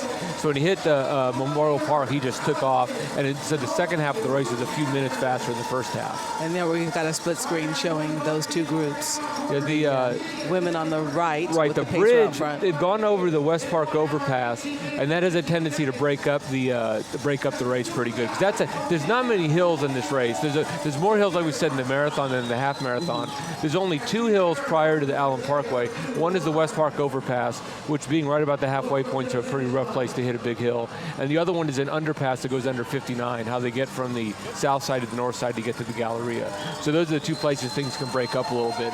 It broke up the women at that point. The men obviously didn't break up too much because they've still got a very big pack for as late as the race. 6 or 7 guys, it looks like, in that group right there. All right, let's take you to the race course in mile 4. Our Courtney Fischer there live with all those folks still crossing that point. Courtney? Good morning, guys. Yeah, the sun is out. People are feeling good. Smiles on everyone's faces. It has been awesome to be out here at mile marker 4 towards the beginning of the race, so people still feeling good. But I have to tell you, the cold pretty much no longer a factor. We've even seen more watchers come out to cheer these guys on. The signs have been incredible, and I got to introduce you to this family because we saw these signs from way down at the end of West Gray Street. This is Veronica. She's going to be watching for her husband, so I don't want you to miss him. He should be coming up. He should be coming Yes. up. Okay, tell me what the idea was so he doesn't miss you. Like his face is on a stick, basically. Yes. Yeah. So we wanted him to be able to see us from far away. I don't think he'll miss it. He better not. This is his first marathon, right? First half, yeah. So this is a big deal. Yeah, he was excited and nervous. And you've already done this before, so tell me, what was the biggest advice you had for him? just to run his own race, not to worry about anybody else. He was worried about the cold, you said. He hates the cold. Oh, God, then this is not a good day for him. No, but he'll be fine. I'm sure he's warm by now. As you said, we're probably colder than he is right now. Exactly. Good deal. Okay, well, hopefully we'll catch him here soon. Yeah. Thank you guys for You're talking with us. welcome. We love these signs. Hey, if you want to get your racers' attention, pro tip, that's the way to do it next year. Guys, for now, we're going to send it over to Pooja. I know she has been talking with a lot of people as well. Pooja. I mean, that's kind of the, We are having a total blast out here. I cannot believe how much fun these runners are having because it is cold. It is, of course, very early, and many of them are running 26.2 miles, but yet we are still seeing so many smiles out here. Take a look at just how people are greeting their friends, their family members, people out here who have come to see them and really cheer them on as they continue with this run. Again, they are having a really great time. Guys, I just got to ask real quickly, how's it going out there? Awesome. Great. You look like you're doing great. Okay, fantastic. And I love all these signs out here, too. I was hanging out a little bit earlier with Charlotte and Walker. Guys, I love these signs. They made them for their dad, and their dad came out here. Tell me what it was like seeing him run past you. So it was really fun, and we worked really hard. And then, so when I woke up, I did something else, and I wrote "I love Dad," and then it was really, really fun. Well, I'm sure he really appreciates you writing "I love Dad," so thank you so much. And what about you, Charlotte? I saw you give your dad a big hug. You're so proud of him, right? It felt really exciting. Definitely, and I know he was excited to see you. Again, all of these spectators out here cheering on their friends and family members. What I think is really cool is that it's, of course, 2019. So with all of the technology, a lot of the people are actually able to track these runners. So they know exactly when they are about to walk by or run by. And again, we are seeing big smiles on all of these people's faces. We have seen costumes. I've seen a guy dressed up like a slice of pizza. I've seen a guy dressed up like a Viking. I've seen plenty of Wonder Woman and Superman out here. So everybody here having a great time. Let's go to Elisa Rivas now. Elisa? Yeah, right. I've seen Mad Scientist. I've seen several versions of Superman and Wonder Woman. And, you know, I was doing this. It's a little bit hard to hear with all the cheering. That's what we love about the Chevron Houston Marathon, right? And I'm here with some spectators. They just spotted their friend. She looked really excited. Yeah, she was doing amazing. We love you, Mackenzie. You're killing it. Awesome. Yes. And I like that you have kind of the generic sign so that anybody who likes to go by Sweetie would be encouraged. Kris Jenner would be proud. I'm just, I don't know, yeah. And she's a former teammate of yours, a friend you just saw. And so as a runner, what is it like to have that support, know that people came out and spotted you? Oh, it's everything. Just knowing that you have people along the course waiting for you, it gets you to like the next mile. It's a lot. Will you try and see her in another spot? Oh, for sure. We're running to the next spot. On they go. And that's what so many people out here are doing. They see their loved one at an early mile marker, and then it's in the car. They're out either toward the finish line or they're going to another mile marker later in the race to see them again. And this is the impressive part of the marathon where you really get a feeling, and I want my photographer to let you just look down this way, of the volume of people that come out to participate. You know, volunteers, participants, spectators, 300,000 of us all together, and they're feeling the love out here today. And we're Back to feeling you it guys here. in the studio. The excitement, it's all great. The energy running down that course, we love it. Thank you, Elisa Rivas. And we're going to be back with much more of the Chevron Houston Marathon and the winners coming up in just a minute.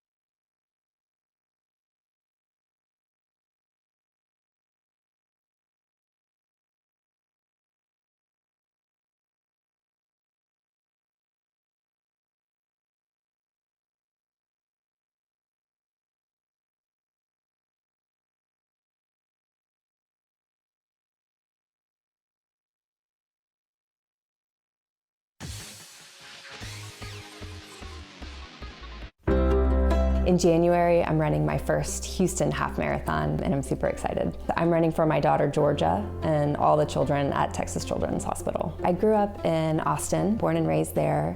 Went to the University of Texas, where I met my husband, Clay. We moved up to New York City, and we were there for almost 7 years, where we had our first baby. Georgia is our oldest daughter. She's our Manhattan baby. Chloe is our youngest daughter. She's 6 months old, just super sweet. Her biggest idol is her older sister, Georgia. Shortly after Georgia turned 1, we noticed a lot of bruising on her legs. And we thought that was normal because she was just starting to learn how to walk and was bumping into things. We didn't think it was too unusual. And then we just noticed a lot of excessive bruising. We took her to the emergency room. That was probably the hardest week of our life. We would send her in, they would put her under. She had to get tested for leukemia. She had to get tested for just all kinds of blood disorders. She was eventually diagnosed with ITP. ITP is an autoimmune blood disorder. Essentially, Georgia's body basically attacks its own platelets. The risk is internal bleeding.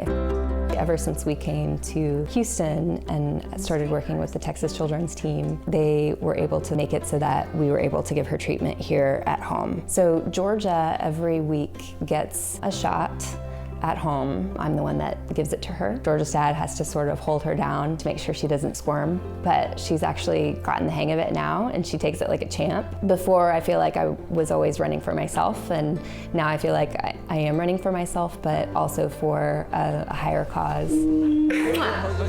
Santana, he's a 2:17 PR, so this is She's just one of many runners this year who are running in the Run for a Reason program. The program, since it began, has raised $30 million for nonprofits. This year alone, 64 nonprofits are going to benefit from the runners who are running for social causes that are near and dear to their hearts. So a really wonderful part of the Chevron Houston Marathon program. All right, look who's joining us on the set.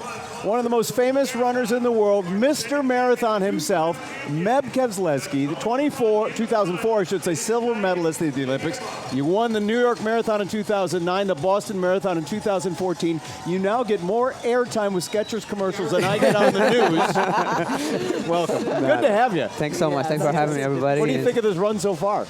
Well, the pace is a little slower, but, the sun is coming out. The runners are going to be a little bit happier as they coming in because, it's a chilly morning, but everybody who's supporting and toughing it out, the half marathon was a great race, both on the men and the women. So now the wait for the men and women of the marathon. Yeah, we often talk about how runners like it cool, but it can get a little bit too cool. Sometimes, especially the half marathoners, they can do a good warm-up. Yeah. They need to warm it up a little bit, do a little bit more stride. But for the marathon, you still want to start slow, be patient, and let the muscles warm up because we need that energy. You don't want lactic acid on mile 18 or mile 15. You want to get it later on in the race. So you gotta use your strategize on your warm up how to do for the marathon and the full marathon. You had quite the career. You're retired now, but do you watch this and go, boy, I wish I was still out there some days? Sometimes you do. It's funny because the body might say no, but the mind kind of still plays tricks on you. Right? But yeah, sometimes you do want to jump on those, and but it's hard to stay healthy at this age, and the training is very rigorous. You know what it takes. Sometimes you want to pull it off and see what you could do, but at the same time, you got to respect that marathon, especially the marathon. You got to respect it. You say this age. How old are you now? I'm soon to be 44 in May, so it's a very challenging time, but at the same time, sometimes you still think about can I do it? But you won the Boston Marathon, at the age of 40 or 39, right? Almost 2 weeks shy of my 39th birthday, yeah. So that's older for a runner. It's all about your training, your high school, your college, and your professional. For me, I was always a low mileage guy in high school, a low mileage guy in college, and if you're doing 100 miles a week in high school or in college, then you will peak early on in your career. But for the way I did it, 5K, 10K to a half marathon to a full marathon, it takes time to kick in those miles and the development that you have over the years. So yeah, some people, Constantina won the marathon in 2008, she was 40 or 39 years old. So it depends who you are and what kind of, the recovery is important. You have to be able to just listen to the body, get to the sideline healthy. It's not how hard you work, it's how smart you're going to work and perform that day. Got to pace yourself even with your career, so to speak. Absolutely. You mentioned the word earlier, strategy, and to people who are just casual weekend joggers, they might not think about the fact that in a race like this, you have a strategy. Do you come in with a mindset of how you're going to do it, or do you work work it out once you hit the pavement? How do you handle that? You have to have plan A, plan B, plan C going in. In plan A, if everything is going well, going for strategizing, say, you know what, I'm going to go my race. Especially the average runners have that capacity to say, you know what, I'm going to go my pace today. Whereas on elite runners, you can't really do that, because if somebody makes a move and 5 guys go, if you have a chance of winning, you have to go, because even though you don't feel like it. And that might get you out of your comfort zone. But you also have to have plan B. Just say, you know what, plan A today, if I want to run fast, I run a personal best, but it's not going. So you want to be able to get to that finish line and say, finish strong. I want to get my fastest time of the year or my fastest time in the 5 years. So instead of saying my fastest time ever, and then, you know, if all those A, B fails, then you can say, you know what, I'm just going to enjoy it. I'm going to go out there, get the best that I can, get to the finish line, have fun, and encourage others to, you know, to move forward and give them high five or motivate them to say, you know what, I know it's having a tough day, let's work together. I want to get your thoughts on what's going through their minds at this point in the race, but let's go out to David Nuno, who is in the Tanglewood area with the elite women about to come by. David? That's right, mile 15. We had the elite men pass by about 5 minutes ago. We got the elite women here rolling by. Mile 15, everybody having a good time. I want to bring Jenny on and her daughter. Her husband is running in his 10th? This is his 10th marathon, yes. And she already told me he's about 4 or 5 minutes away, so we can't keep her very long, but he's a pretty fast guy. He's doing well. So tell me a little bit about his running history. You were telling me he's been doing it for a while and he's really good. Yeah, he's been running, I don't know, probably about 12 years now. And this is his 10th Chevron Houston. And I got to see this sign. Show the sign so everybody can see it. What's your daughter's name? Her name is Amber. Hey, Amber, you having fun? Yes. You want to say anything to your dad on TV for us? I love you. Oh, I love that. I love that. Go Daddy and enjoy, all right? Thank you, guys. All right, we're having fun here, mile 15. We'll give you guys an update here in a bit. All right, somebody just tweeted, look forward to waking up on this day every January and watching the runners in the Houston Marathon, and we agree, because this is always a great day of the year for the city of Houston. And then a comment right now about people feeling inspired, and certainly that's the way so many of us feel watching the elites and also watching our friends and neighbors get out there and race. John, you like you're biting at the bit. I just interesting that you talk about being inspired. There's two athletes that are entered as elites, but Pacheco and Santana, that are 2:17 and 2:18 marathoners. The marathon may not be going as fast as we'd hope. They're running that 2:11, 2:12 pace, but they're running way over their head. They're way inspired at this point. Santana right here on the right of the screen, right next to him, Pacheco. They're running 5-6 minutes faster, a pace faster they've ever done. So this will be, and Santana for a while was actually leading the pack. So is his nose bleeding? Oh, he just kind of lost the shot. I hope not. I know.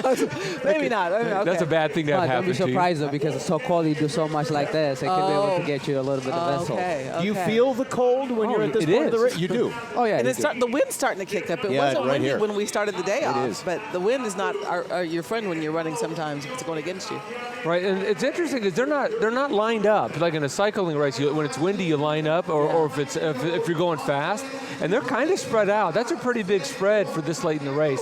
It's curious to me that more like, especially if you're Pacheco or Santana, that you're running so much faster than you've ever run, that you're not just sitting on someone and having them pull you along. This is just, having fun. Nobody wants to take the lead. There's about 3 breaths apart and saying, you know what, we're just going to run, enjoy each other, but wait until you get about 3-4 miles for one to make a decisive move, and then they might tack in, as John's saying, to be able to just, but right now it's just, everybody's comfortable. Yeah. Everybody's comfortable at this point. They're comfortable at 4:55 to 5 flat pace, just to be clear. That's how fast they're going. The splits I'm getting are between 4:55 and 5.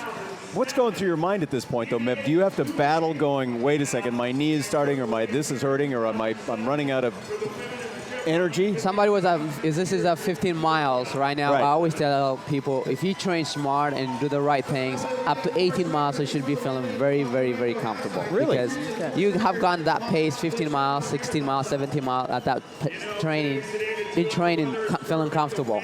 But now you're peaking, you're getting ready for 26.2 miles. If you haven't done crazy strategy or crazy moves early on, you should be fine. Now we have 5-6 guys just kind of saying, you know what, this is where I want to be. I got a chance of winning. So everybody saying, if they're going out of not their comfort zone, but maybe be a big PR for them. They got nothing to lose, but to gain everything with those right with the top guys. They're in the 19th mile right now, so now they're thinking about what they're going to do to win. Now they're playing with it. And I find it really interesting, go back to Santana and Pacheco. They've got to be like, I've got nothing to lose. Yeah. So they may be throw an interesting kick in there, or they might be going, hey, this is awesome. I'm just going to let these guys pull me through. But they're getting to where something might happen.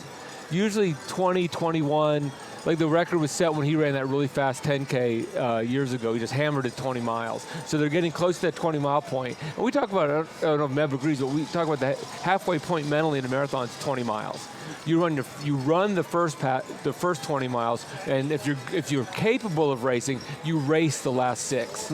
So they're getting to where the race is about to begin. Now you can see that the race is getting to start, because now it's getting much more of a single file line. And he said, if it's at mile 18 or mile 19 now, it's like, okay, I got 7 miles to go or 8 miles to go. Now I'm going to put in the hammer, because you don't want 7 guys coming to the last 5K. You want to be able to separate as much as you can, and you know who you are.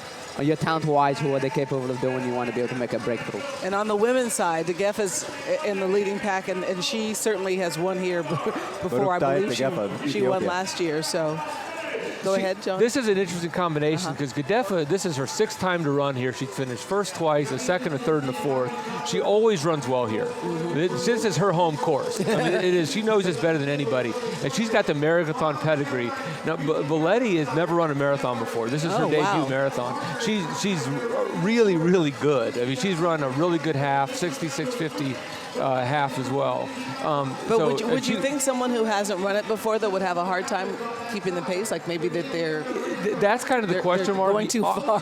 Sometimes they blow up. They're learning they're not a marathoner, but oftentimes people run some of their best marathons, if they're experienced, in their first one. Okay. It's various people historically run 207, 208 on the men's side. They pop a good one. They try to hang around there for the rest of their lives. So it's not a race you do very often. It's not like you do marathons to prepare for marathons for these guys. You have to prepare for marathons. So having her up there, there's 2 debuts, and one's doing real well. The other one's only 19. That's the debut today. Meb, when you won the 2014 Boston Marathon, at what point did you think, I can win this? Was it right at the last? Or was it right at the start? I had 3 goals coming in to win, top 3, and a personal best. But you don't know how it's going to unfold until you get at least halfway, because you got to say, you know what, who's coming, who's in contention. But at 5 miles in the race, which as a marathon you never do, I took off. I said, you know what, Boston Strong, after what happened in 2013, there were so many people. You see riding on the street, you see people with posters, Boston Strong. You get the emotion in you, you're like, you know what, I got nothing to lose.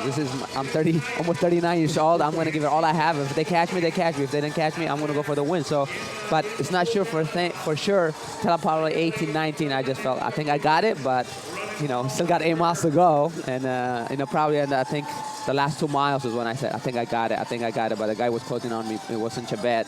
But, just got to be able to push. And mechanics, the small things that you do in training, whether it's the ice bath, the therapy, the drills, coming in handy when you need it the most. Were you looking behind you?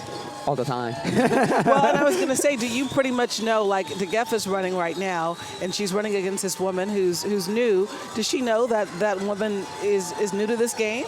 Oh, probably, definitely. Yeah, they scope. You guys scope each other out. I want to correct myself. I messed up. This is the 19-year-old.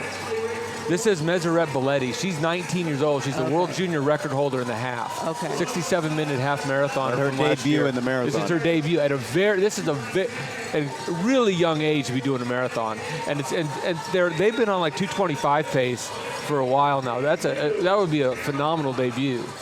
But here she also has the best coach right there. All she has to do is follow the champion, and we're going to be able, because this is one-on-one.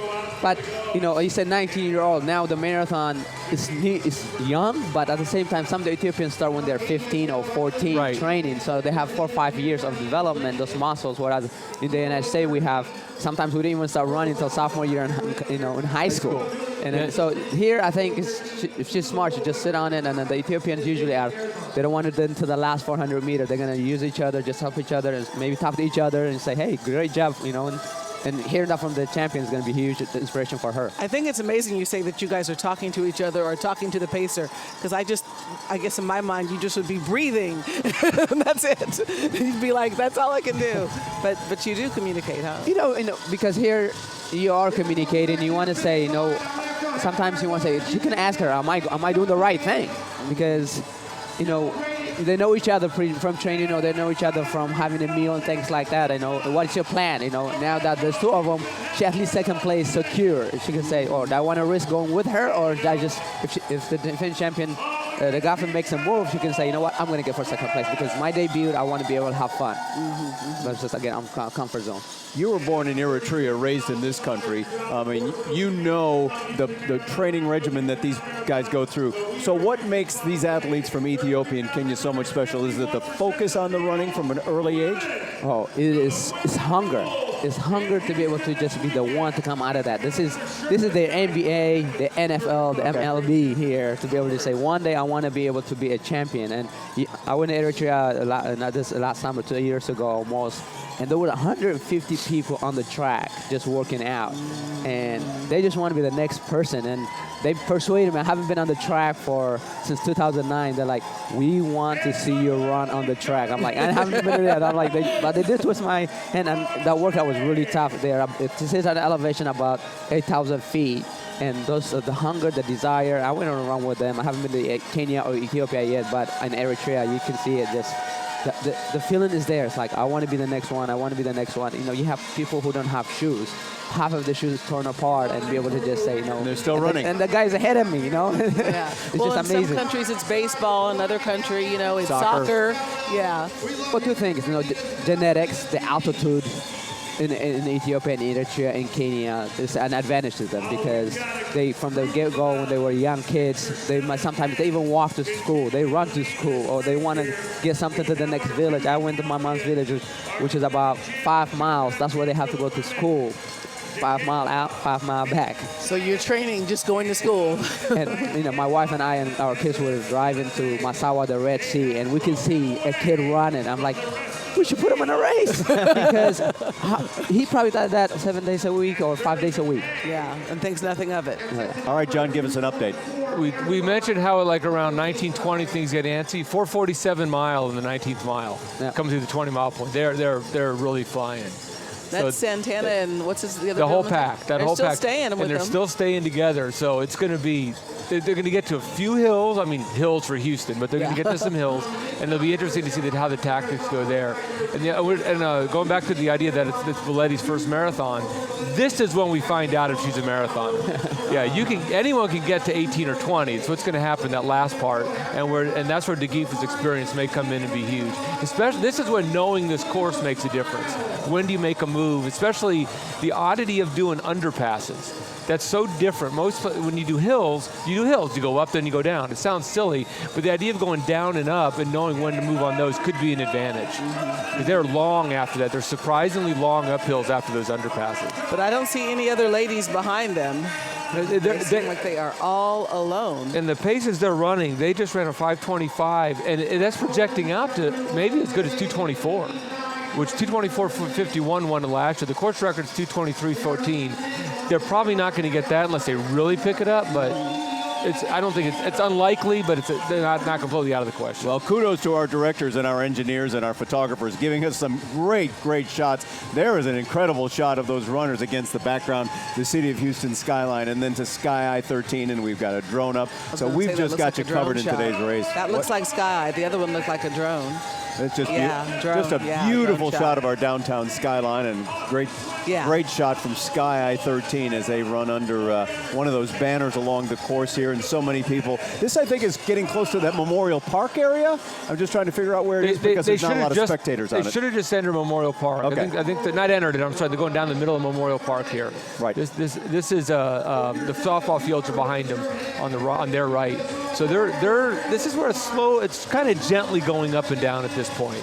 It's a little bit of activity. They're going to go down some, but it doesn't get kind of heavy till they get towards Shepherd and Allen Parkway. That's the drone shot right there. Now compare this course, Meb, to say something like Boston, which is really hilly. You're running up Heartbreak Hill. Is that what it's called? Yeah. You know, it's now 19, 20 miles. The racing begins, and the hills, a little bit of hills or downhill making a big difference because somebody's going to try to make downhill or uphill moves, and the separation will happen the next 2 miles, I think. You know, like we're saying, Santana is a 2:17 marathoner.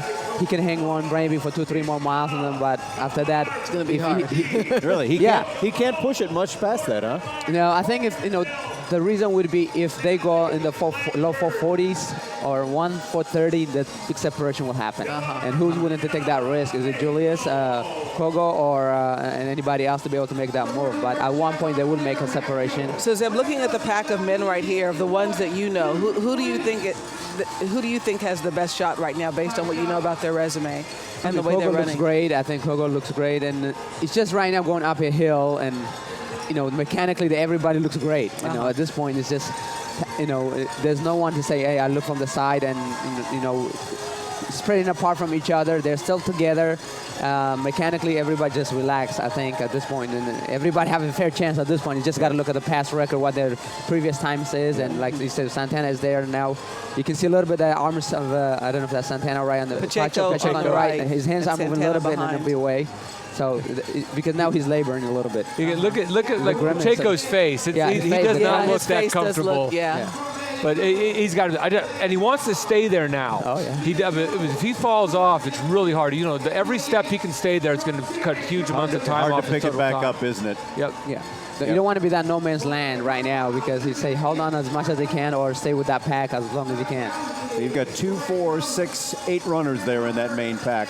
And tell us about the quench of the thirst, or at least bringing in the fluids there as they run along there. Water. How difficult is that to run and drink at the same time? It was terrible for me. I struggled with it. I mean, if I got a couple sips in, I was lucky, and if I drank even more than a couple sips, it didn't settle well. But that's not a good thing. You want to be able to drink. You want to be able to stay hydrated the whole time. It's a skill less important today than like an Olympics where it's warm, but you need to practice it.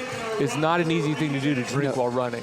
I was talking at the hospitality area, the professor from Rice saying, in Athens, you were carrying your water for a long, long time. And I said, it was hot, it was humid, you got to carry the fluids for as long as you can. Here now, marathon takes training, so does drinking fluid, because you don't want to just gas. You got to have some tactics, take a little bit, swallow it, take a little bit, swallow it.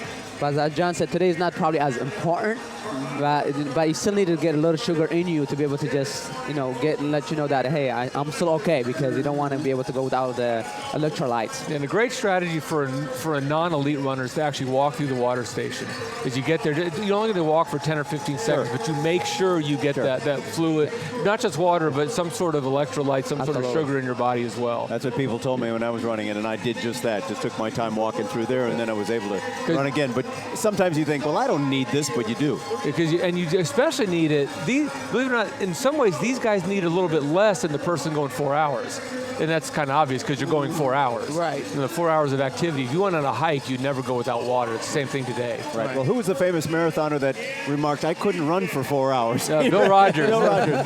Someone said it's a 4.5-hour marathon. He goes, how do you run for that long? That's true. If you can run that fast, you can do it in 2 hours and 30 minutes. Good for you. 47 million calories is what the estimator burned by all the runners today. Wow. I don't know who came up with that figure. Yeah, that's a lot of mathematics right there, right? That's a lot of mathematics there. Somebody had a lot of time to calculate what the 33,000 people, 33,000 runners for the weekend is what we understand. 6,000 yesterday in the Aramco half marathon. Right, 28,000. 10K. You can do 8,000 today. Albert Carrere is spreading it out a little bit. He just ran his last split was a 4:52. So they've run a 4:47 followed by a 4:52, and you can see the damage that's being done. Yeah. And obviously the two that you'd expect to blow up, Pacheco and Santana have. Because again, I still think unless they really walk it in, they could have big. They're either going to run terribly those last few miles, or they're going to have a great day. But it's significantly spreading out at this point. They'll probably close the gap again. The question is. We'll close the gap. The question is, will he go again at this point? But the tactics have begun. Okay, now everybody has the name on their bibs except one. Is that Julius Kogo, 22, who doesn't have a name on there, or at least that's what it looked like to me? I looked him up. It's Tefera Dabila. Yeah, Tefera Dabila. So he's late ad is what he is. He was not on the initial elite list that I'd gotten. Now we have Courtney Zavala. I was going to say we want to go to a reporter on the streets. Courtney Fischer is at River Oaks Shopping Center at mile 4. And I believe you have some, Courtney, I see Courtney's camera's bouncing a little bit. Yeah. At mile 22, I'm sorry. You've moved locations. My mistake. Yes, you've moved farther down the road. Yes, no problem. We've moved to mile marker 21 now, and we are hearing that, now seeing the elite runners, they are no longer a minute out. They are now within eyesight. You can see incredible stuff right behind that clock, clocking in just now at 1 hour, and they are passing the 21 mile marker right now. And they look just as strong as they did at mile marker 4, guys. Obviously, incredible to see them just a few feet away, passing us at mile marker 21 right now. Looks like a good crowd is there too, as well. Supporting them, though fewer than you saw at mile 4. Yeah, right, yes, definitely fewer people, but still out here. The band is setting up now. We see a beer tent setting up, so this place is going to be rocking when we see all those thousands of runners catching up to these incredible elite athletes who just passed our turn at 21, guys.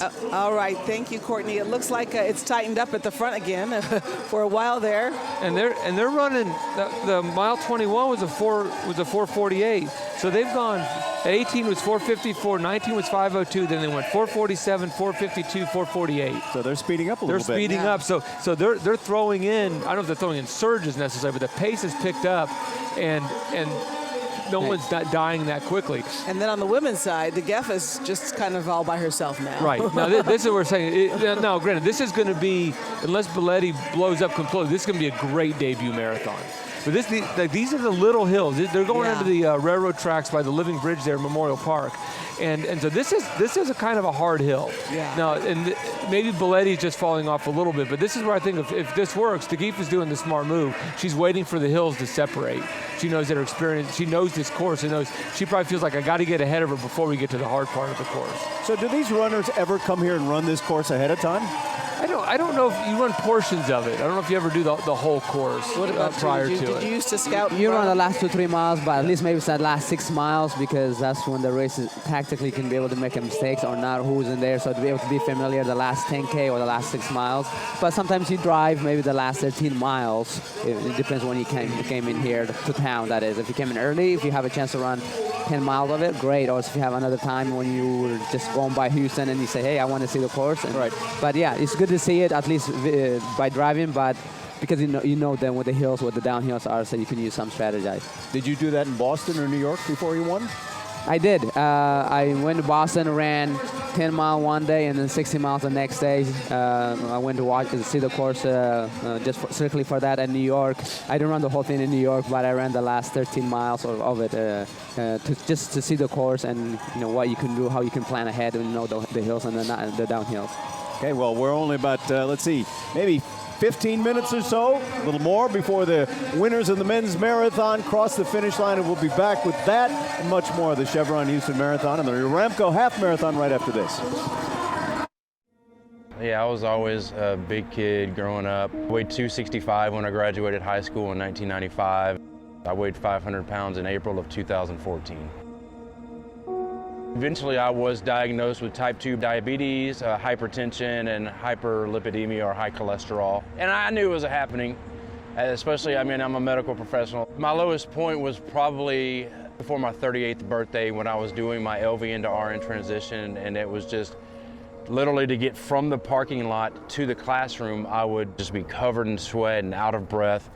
So I was like, I need to start doing something now.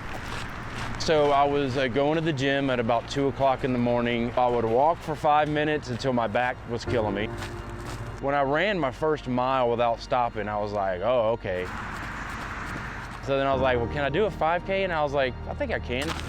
I've lost now 218 pounds down to 282. I'm really looking forward to the Chevron Marathon. I can't wait to do this with Val.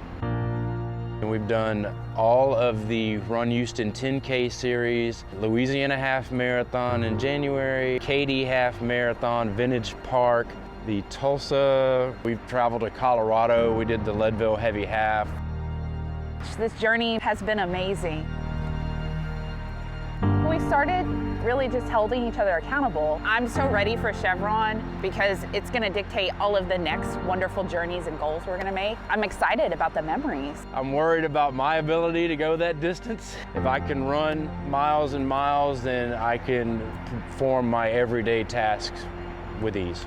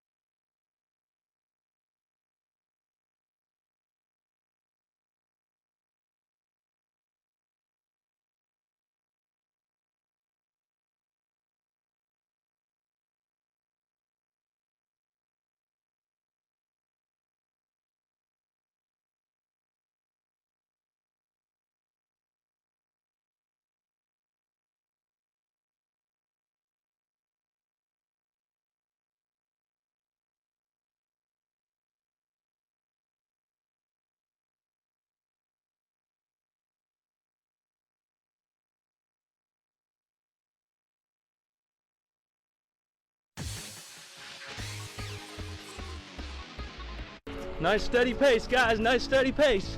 The Houston Marathon Foundation is devoted to creating a healthy Houston through a multitude of initiatives, including running programs for students who would otherwise have few or no fitness opportunities. It makes me feel good because first you get to keep your body in shape, and second, it's just fun. You get to meet new people. Their new partnership with the Urban Enrichment Institute is just one of those programs. This partnership is incredibly exciting because we're entering a whole new neighborhood of the Houston area. The Run Club consists of junior high and high school students from the 5th Ward area. We're trying to engage them and expose them to every type of opportunity that we can. While they're still here in school, they're fighting these tough avenues and tough streets in the greater 5th Ward area just to go to school every day. The young men meet once a week with their mentors and end each session with a training run. I wanted to be a part of this organization because the boys, I have been them. So hard work is the first thing. And then despite your environment, no matter where you come from or what your current situation is now, hard work and education will get you out of it. The students will not only compete in the We Are Houston 5K, but also serve as volunteers during race weekend. I'll be able to tell my friends I ran a 5K. When you're out there with these students who are finding out what they're capable of and finding this passion for running and finding this outlet for their energy, it's inspiring. It's inspiring to be around people who are pushing themselves. So these students find ways to continually help energize me about the thing that I found to be such a big part of my life as running.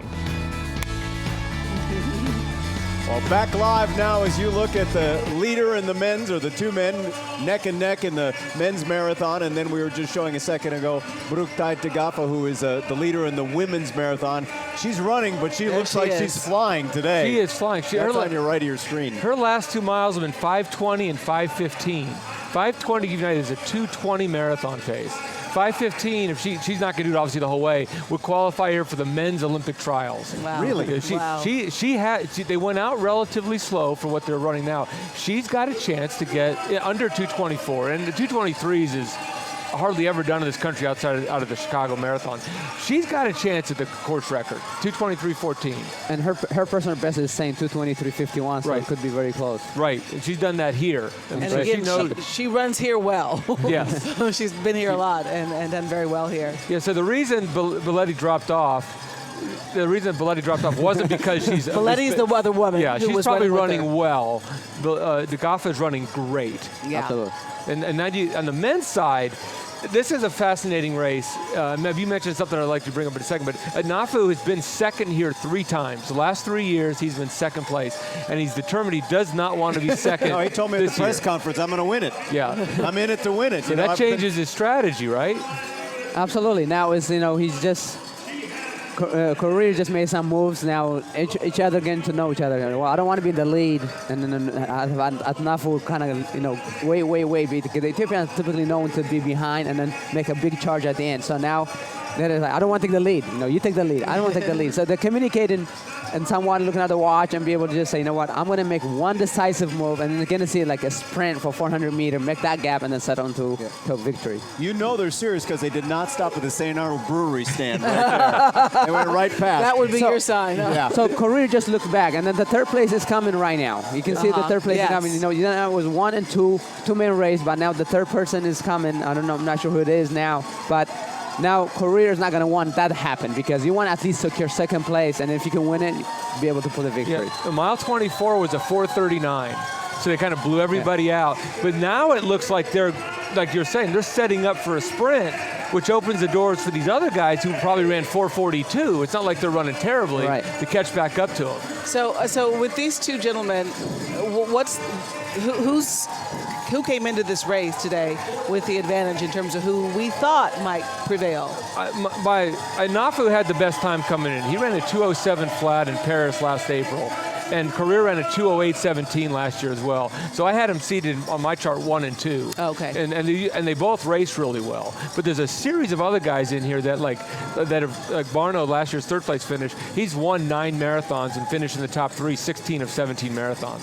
So they know how to race. They know how to place well. Mm-hmm. So then what they just did is they went up a small hill, and now it's going to be interesting to see if this person in third closes this gap. If he closes this gap, it's going to get really interesting because he may just try to pass him, or he may set on him and try to set up a kick. Well, it's a great shot on this great Sunday as the sun came out finally. Although it got a little chillier, it seemed, as the wind picked up during this race. But and you can see that the flag there in the middle that was kind of blowing a little bit. You can see the Chevron sign there, blowing. So you can see we still got some wind that folks are dealing with. And De Gaffa just ran a 5:19 again. Now remember, this is the hilly part. And none of these hills are set up in a place where they help you. They're a hindrance. There's not like a downhill portion that's downhill for the mile. Where's our pacer? He dropped out. I'm like, wait a minute, she's all by herself. These regular people, these good runners she's passing are running their pace. She's picked it up so much that she's finishing this at 10 to 15 seconds a mile faster than the pace she's going to end up running on the average pace. She's flying in. Does she know what pace she's running? I mean, none of them wear a watch. None of them have a counter on them. I think she has a watch on. I think she has a watch. And her pacer did. He kept looking at his watch all the time. Pacer, but I haven't seen her. They normally know. Now, sometimes it's all about winning. Sometimes if you look at the halfway point, her time, she's like, I'm not going to personal best, but now she's saying, I just want to win, and I want to be able to get there. And might check out to say, hey, I might run a personal best. You might take a little peek, but that's all about the title now. Yeah, she's not pacing anymore. That's what happens when you hit that 20-mile point. It's like, it's time to race, and you've got to go on feel. And if you go on feel, it's a better situation. On the men's race, he's the number 3. We'll figure out who it is in a second, is closing this gap here. Kumatai is coming up close. That's Justice Kumatai, who ran he ran an interesting marathon last year in Lisbon, because it was like they woke up that morning with like 100-mile-an-hour winds or something were blowing in. So they changed the start, changed the course, delayed everything, let the winds calm down. He ran a 2:07, but it didn't count because it's what's considered an irregular course. But he is a 2:09 marathoner as well. So he's running really well now. I mean, they're going to run 2:08, 2:09 today, but doing it on a huge negative split day. You saw Julia's career look over his shoulder, and he sees Kumatai coming up behind him. Atanafo has one thing in mind right now, is to win. Whereas career is looking everything. He's looking a bit well-rounded to just say, okay, I want to third place, who's in third place. Do you want to get him too close because he's looking back and observing everything. And then now I think I don't know if he just looked back a little bit, but they don't want to let him into the game. They don't want to let him in the game, but nobody wants to take the lead or make a charge. Yeah. As a guess, I think, and if I had to make a prediction, Nafu knows he can beat career. I think at this point he has a sense, I can beat career. I don't know about that guy. Oh. That's my thing. Now, no, career may blow him away by 20 meters in the last 100 meters. I don't know. But I just think that's what I see here. I see him biding his time a little bit, waiting for the right time to move. And you can see mechanically, sorry to interrupt you, but look at how high his feet are coming at Nafu.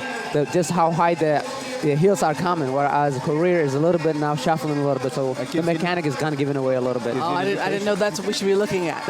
but the feet kicking off the bottom, how high they come up, body, shows strength. Yeah. I love it from overhead, what you can see overhead by their strides. Oh, he's kind of breaking ahead now. Yeah, mile 25 was a 4:58. There's a little bit of rolling in there, so they're kind of setting it up. Well, here we go to the home stretch. This is exactly what Meb was saying. He's going to sit as much as he can to be able to outkick him at the end, isn't it? This is okay. We talked earlier about your cooperative competition. Oh yeah. They're not cooperating anymore. Okay, okay. Yeah, they're done. They've got but also career might be in a spot of okay, I don't know if I'm going to win this or not, but I want second. I don't want third at this point. Yeah, so the third gentleman is still back there. I can career still is see giving it all he has. I think at this point, just saying, he has faster time than me. That means he has better speed. Mm-hmm. But in the 26.2 miles, nobody has a bigger speed than you. It depends how it's going to unfold. Right now, he's probably thinking, let me just try to make an effort to get away and try to win. If not, I get second place. And it's going to be, I'm looking at the times on the bottom. Those guys, Santana and Pacheco, are going to run huge PRs today, personal records today. So those guys that have fallen off, they're still maintaining their pace. Oh, they are. They're still going to run a really good pace. Okay. But we should be able to see them pretty soon.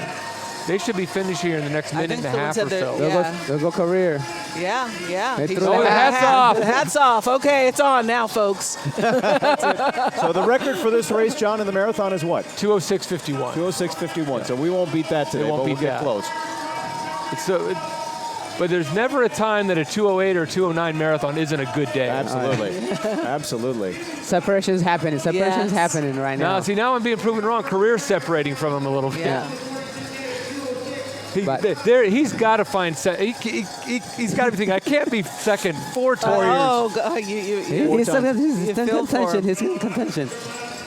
Well, the thing you don't want to go too early here. So for career, you got to measure it right. Yeah, I think Anafu still looks better than career. When do you make the kick? With what? A couple 100 yards left?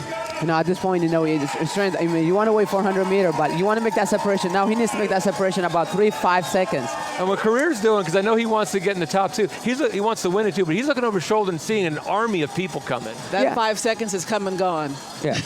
You want to have that separation. He's not behind him. He's on the side of him right now. Yeah. Not a little bit. If he was behind him, he'd say, I got him. But right now, being on the side, he's saying they have that 3-second lead. They have that 3-second lead. That's why he's looking back to measure the gap. Oh, here they come. Yeah, the gap is getting bigger. It's going to be exciting. It's going to be exciting. Still in it.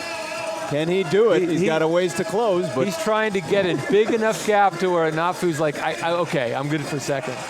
So I think career is going all out at this point. It's feeling like always the bridesmaid, huh? Oh, yeah. It's looking like he's going to be the bridesmaid again. Yeah, separation's up. Yeah, he is taking it.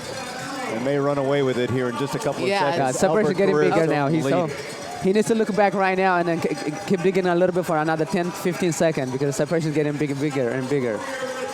Yeah. Nafu maybe just hammering home to try to get second again. Yeah. So most likely he'll be here next year too. Another attempt, right? That's tough. Well, this is a great finish for the men's marathon. Second here. is We good should too. clear it in 2:10. Yeah. So now we have a clear winner here now. Oh, yeah, the overall men's race, the field, how tight it's going to be. There's going to be a lot of people running not great times, but really good times. They're coming behind us. And those half marathoners are getting a chance to run alongside them. Albert Career is going to win it. The Houston Marathon this year. It's a big gap, actually. Yamatala Nafu. It's a big gap. Second place for the 4th time. Just over 2:10. Yeah, take it easy. You need it. You need it. He said, you made me earn that one. God, I don't know how he can get off the ground after that one. I was thinking how cold the ground is. Oh, man. That's the beauty of the channel. Yeah, that's nice. And Shematai taking third. Well, that's a heck of a race for Shematai as well. Oh, my gosh. Yeah. Well, a good finish to the Houston Marathon this year. And now we just have the women's race, and we certainly have a clear leader so far in that. Bruktai Tegafa of Ethiopia running strong as usual here. Back to her on the race course now, and she is all alone. And how are her splits looking at this hour, John? The last split I got for her, we'll look real quick, was a 5:31. So she's settled back down to a normal pace at this point. But to your credit, John, Belletta is only 27, 28 seconds behind, so she's running great also for her debut. That's going to be a phenomenal debut. And this is where it gets interesting too. If she starts to suffer a little bit, I mean, and you've gone through this. I always had this vision, like in the you're running the Olympics, and you're like, okay, you're second, you can see first, and you're like, okay, man, maybe I can get it. But you're also like, well, what if I push too hard? Yes. Because things could this could be like a car race where you can get a flat tire, you can cramp, you can have something happen. So you've got to kind of juggle that idea. If she's really pushing this, and then something blows up, I don't think that's going to happen. No, I think she has measured it right to be able to just say, because when you run she ran, like I said, 520, 515, and then set on to 530s. Now she's saying, because you always want to have a reserve. If you're in the lead, you always want to have a reserve, because you don't, if somebody else, like Belletta, catch up to her, you want to be able to surge again, because you want to win. And you want to make sure you don't forget about that last point too.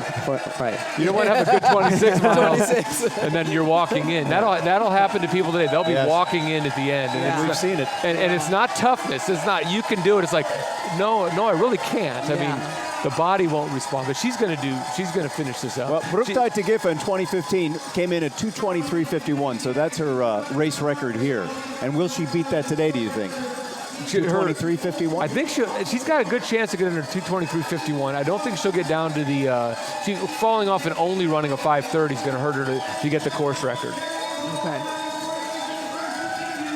And there's our men's winner on the right. I was very happy. Albert Carrera. Very happy Kenya. winner. And right as I say that, mile 24 was a 5:13. Really? Yeah. She picked up that much picking speed. it up even more. So I don't know. She's going to run really fast. What mile is she at right now again? She's on in the 25th mile right now. 25th mile, okay. So she's really close to finishing this thing up. Well, he's got to be happy. He said, I'm putting $40,000 in my pocket here. 45. 45, I'm sorry, yes. $5,000 raise from last year. Yes, you're right. 45,000. We talked about that this morning. 45 grand. Okay, we're going to take a quick break and come back to watch the women's winner cross the finish line. We'll be right back.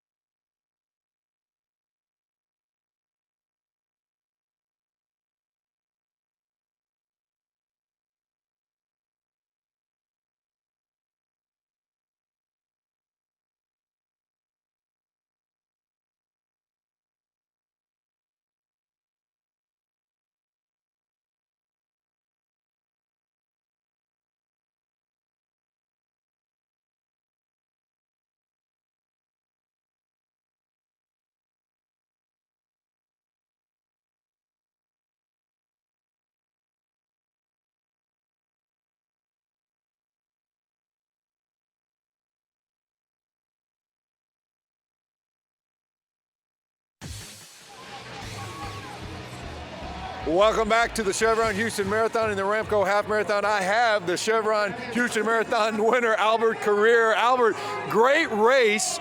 You out-sprinted your competitor down the stretch there. How was it? How was the finish? It was fantastic. It was good, but the Ethiopian guy was very strong. But I used some tactics to beat him. And in what way? What were you doing? I used to monitor how he's running, how he's strong, but he was weak in sprinting. So I used that chance to go. So were y'all doing much talking? Because y'all were together for a long time. So we didn't talk anything, but everybody was trying to calculate and to read someone's steps. So that's why everybody was silent. Yes. Okay. When did you know you had him? Yes, I know what we reached 41. Yes, I know that I can beat him. Let me try it, and I got it. Is this your first marathon win? No. I win Vienna. This is my second marathon winning. Awesome job. All right, I'm going to bring up the folks from Chevron with the president. This is the best trophy, I think, in all of sport. So congratulations, really great job. Thank you. Chevron appreciates it. Yes. It's our honor to give you this hat. Okay. Is it your first cowboy hat? Yes, this is my best ticket. You got to put it on. Yes, I got it. There you have it, Albert Carrier, winner of the Chevron Houston Marathon. He looks great. He does. He does indeed. Well, he lassoed himself of $45,000 today. Congratulations to him. And on the left, Untitled Chapter of Ethiopia, who it appears is still running pretty darn strong, John. She slowed down again to 5:35, so she's kind of hitting the hills a little bit of up and down. But she still has a shot at the course record, but she's going to have to finish really strong. And Meb, you can agree or disagree. The look on her face, she's not cruising in and enjoying the moment. She's pushing this thing all the way through. She's definitely feeling the strain of the marathon. You know, you can act, but at the marathon, at one point shows you the reality of it. So now is a mile and a half, a mile left. It just the grimace is there, and I just want to get done right now. That's what she's thinking. All right, the time. You can see overstride a little bit. You can see a little bit of the overstride now that lactic acid has kicked in. To your credit, 5:31, and those 5:15, 5:20. Great miles kind of come to catch you at the end. Time to beat, I was going to say 2:23. So 2:23, maybe 2:24, but I think 2:23:14 is the course record. The one thing, Meb, you never ran here. One thing about the Houston course that is noticeable, it's a concrete course. And there's a big difference in an asphalt course and concrete. Asphalt would be closer running like on grass, and concrete like running on steel. I mean, it really beats you up a little bit more and can make for this last stretch a little bit tougher. From having run some of the run in 2012 at the Olympic trials, I felt it in my legs. So the concrete can definitely beat you up, but you don't try not to think about it because you're thinking about for her the far it's about winning and getting the time. Right. It just means your leg. She's got to fight her legs being a little bit more shot. Yeah. Now going back to 2012, being an all concrete course didn't hurt anything because I think there was at least 50 personal bests. Pat Rizzo's one of the rabbits today. He ran his best time that year and he's run really well since then. That's still his personal best. That was my personal best that day also here at 209.08. And here, the Houston Marathon did a great job, fantastic job, in fact, to be able to put the back of the pack, the middle of the pack, the elites to be able to just have a wonderful experience. In the concrete, you can't do anything about it, but the sportsmanship, everybody encouraging each other is great. It just proves the concrete's not that big of a deal. But you'll notice it tomorrow more than today. Yeah. Is it a big deal for her, though, that she doesn't have a competitor next to her or a pacer next to her? I mean, could she just use these other male marathon runners to help her? But it seems like she's so all alone. Absolutely. You use everyone around you. You look at someone ahead, and your goal is, I want to catch, even if like now she's too close to the finish to maybe catch folks, but you've got to key off people. It really helps if you have that advantage. It's like, and Meb's experience is a lot, when you're on a track race and you're lapping people, you use the lapped people. Yeah. You're like, I'm going to see how quick I can get there, because you can sort of zone out a little bit, easily zone out a little bit and lose some time. Having a quaternion course or out and back courses, to see the people next to her, they're encouraging her, to be able to see that. And then, when you have somebody ahead of you, like, I want to catch them before the next mile. I want to catch them before the next half mile. So you have those goal-oriented mentality to be able to just be in the moment right now. I'm gonna catch that person. But now she's thinking about winning and able to just push the pace the best they can. But now she just want to be home. She want to get. On another note, someone had put on Twitter a minute ago that their husband's about to pass Kara Goucher.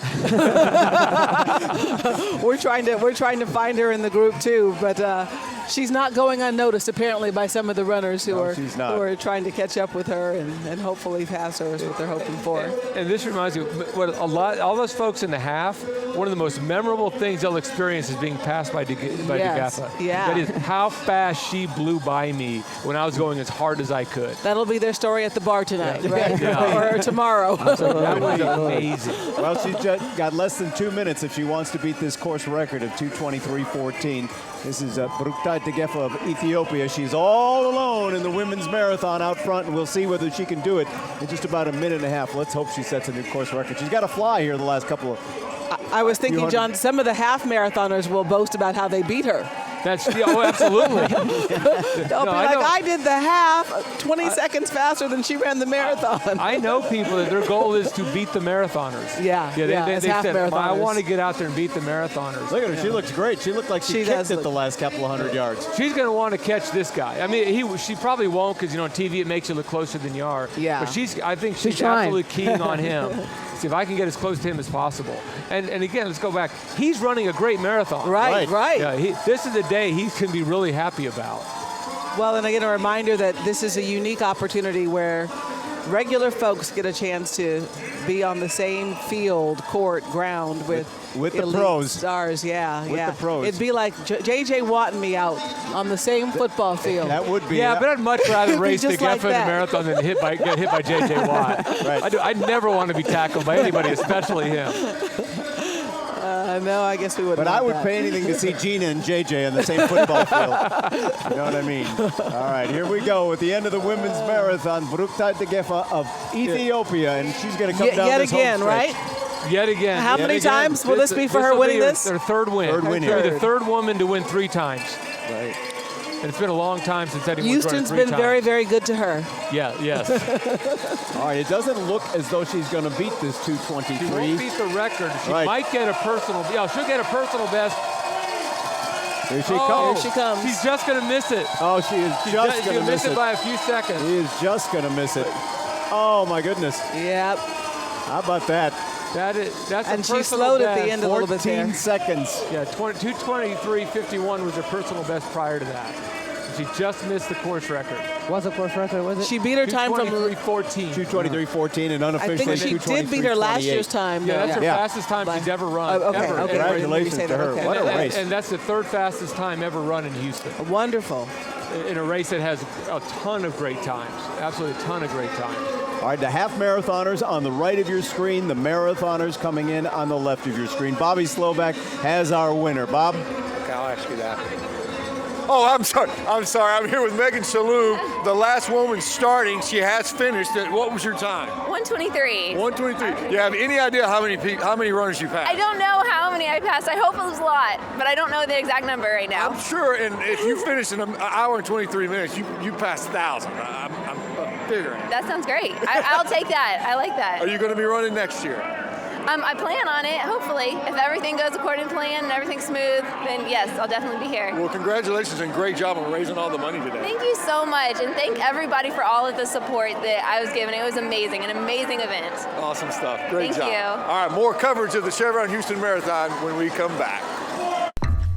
When Christy Thornton crosses the finish line at the Chevron Houston Marathon, she'll have one person on her mind. I think of Caleb when I'm training. Hey, God, let Caleb know that I miss him and I love him, and give him a hug for me. Running a marathon has been a long-time dream. I love running because it's a stress reliever for me. But last year, her life changed just a week before she was set to run the race. So my brother passed away in a car accident on January 3rd. He was 21 years old. Caleb was like my best friend. Heartbroken, Christy decided not to run the marathon that year, but instead she found a way to honor her little brother's memory and the race she had trained so hard for. So the campaign I started to honor my brother is 26 for Caleb. I decided, okay, well, instead of me running the 26 miles, why not get 26 random strangers or friends on Facebook to do an act of kindness? My sister went out and paid for somebody's groceries. A couple of people paid for gas or do Starbucks. I did mine on race day. I paid for this couple's parking that day and got to tell them the story while bawling my eyes out.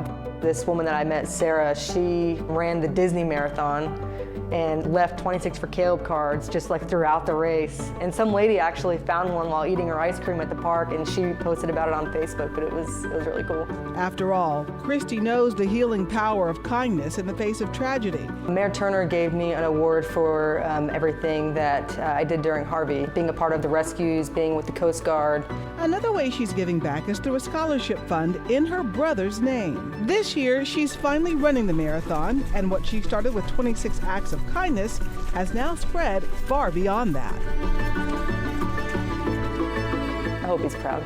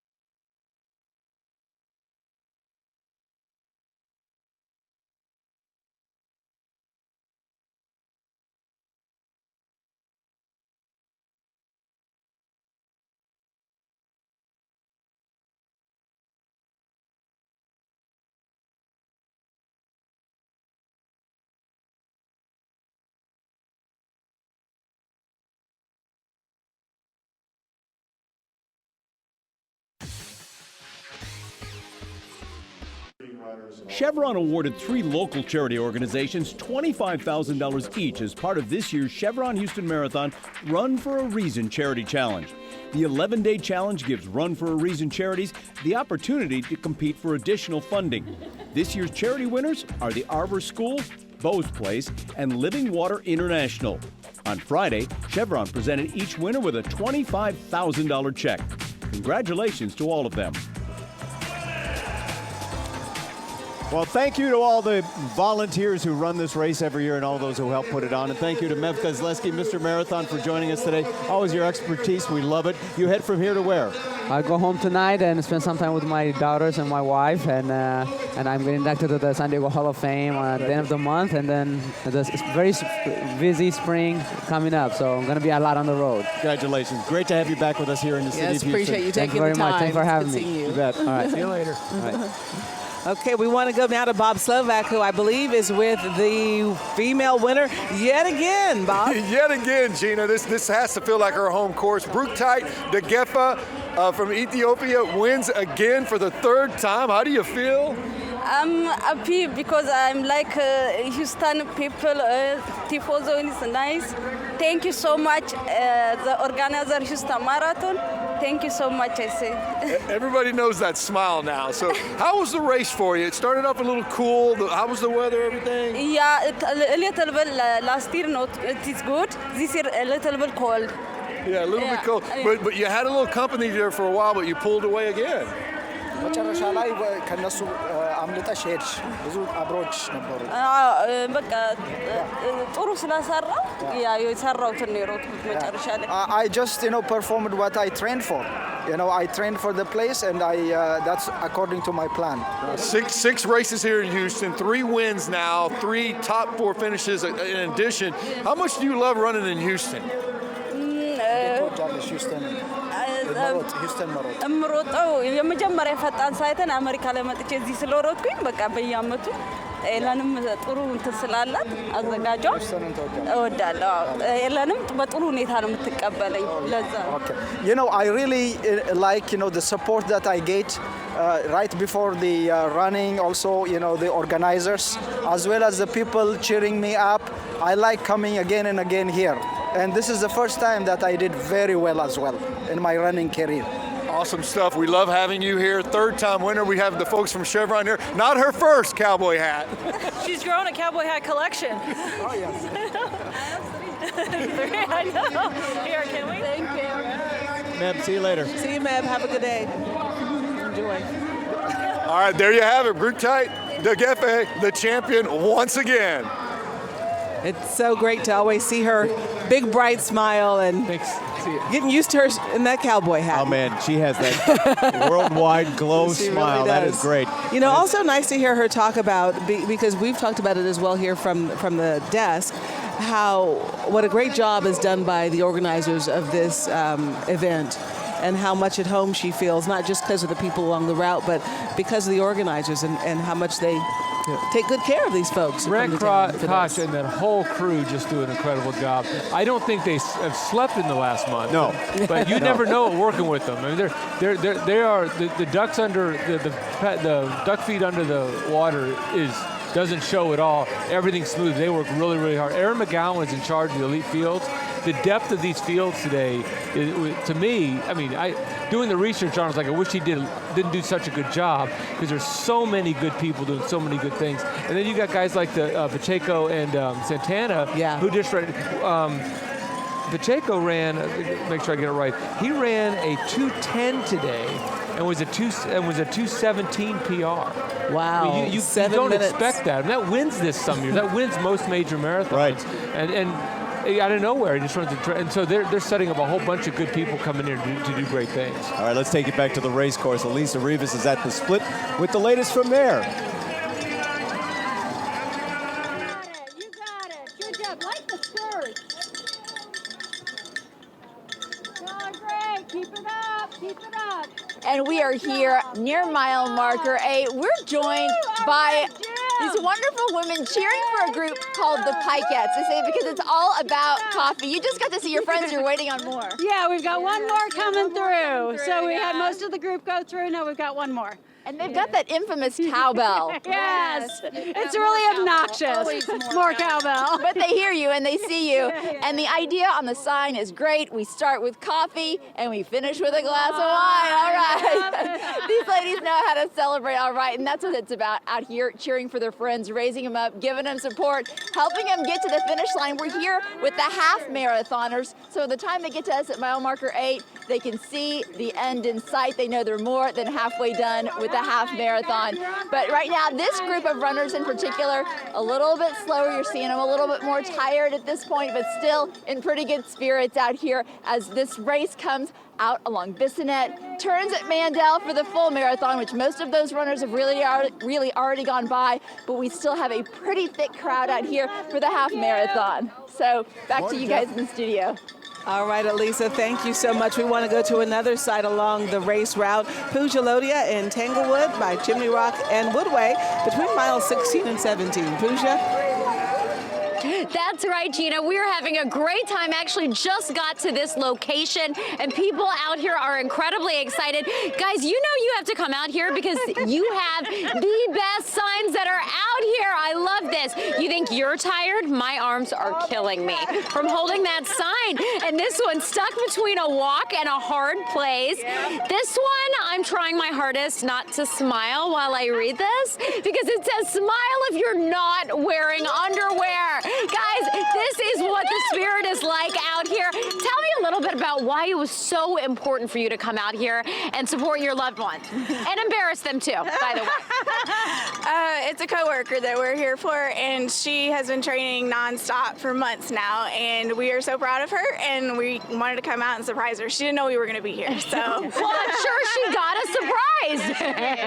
Well, I'm so glad that all of you are here. Again, we're in between miles 16 and 17. We just got got here from in between miles 6 and 7, and I have to tell you, I thought that there wouldn't quite be as much excitement out here. I thought people might be starting to get a little bit tired, but we have not seen any of that. We've seen a lot of smiles on a lot of people's faces. If you look over here to my right, you will see spectators handing out snacks, whatever it is that these runners need in order to keep going. Because from here, they don't have too long left to go. Again, in between miles 16 and 17, a lot of very excited runners and a lot of spectators who have really been following these runners as they've started from that starting line. Everybody out here having a great time. Back to you guys.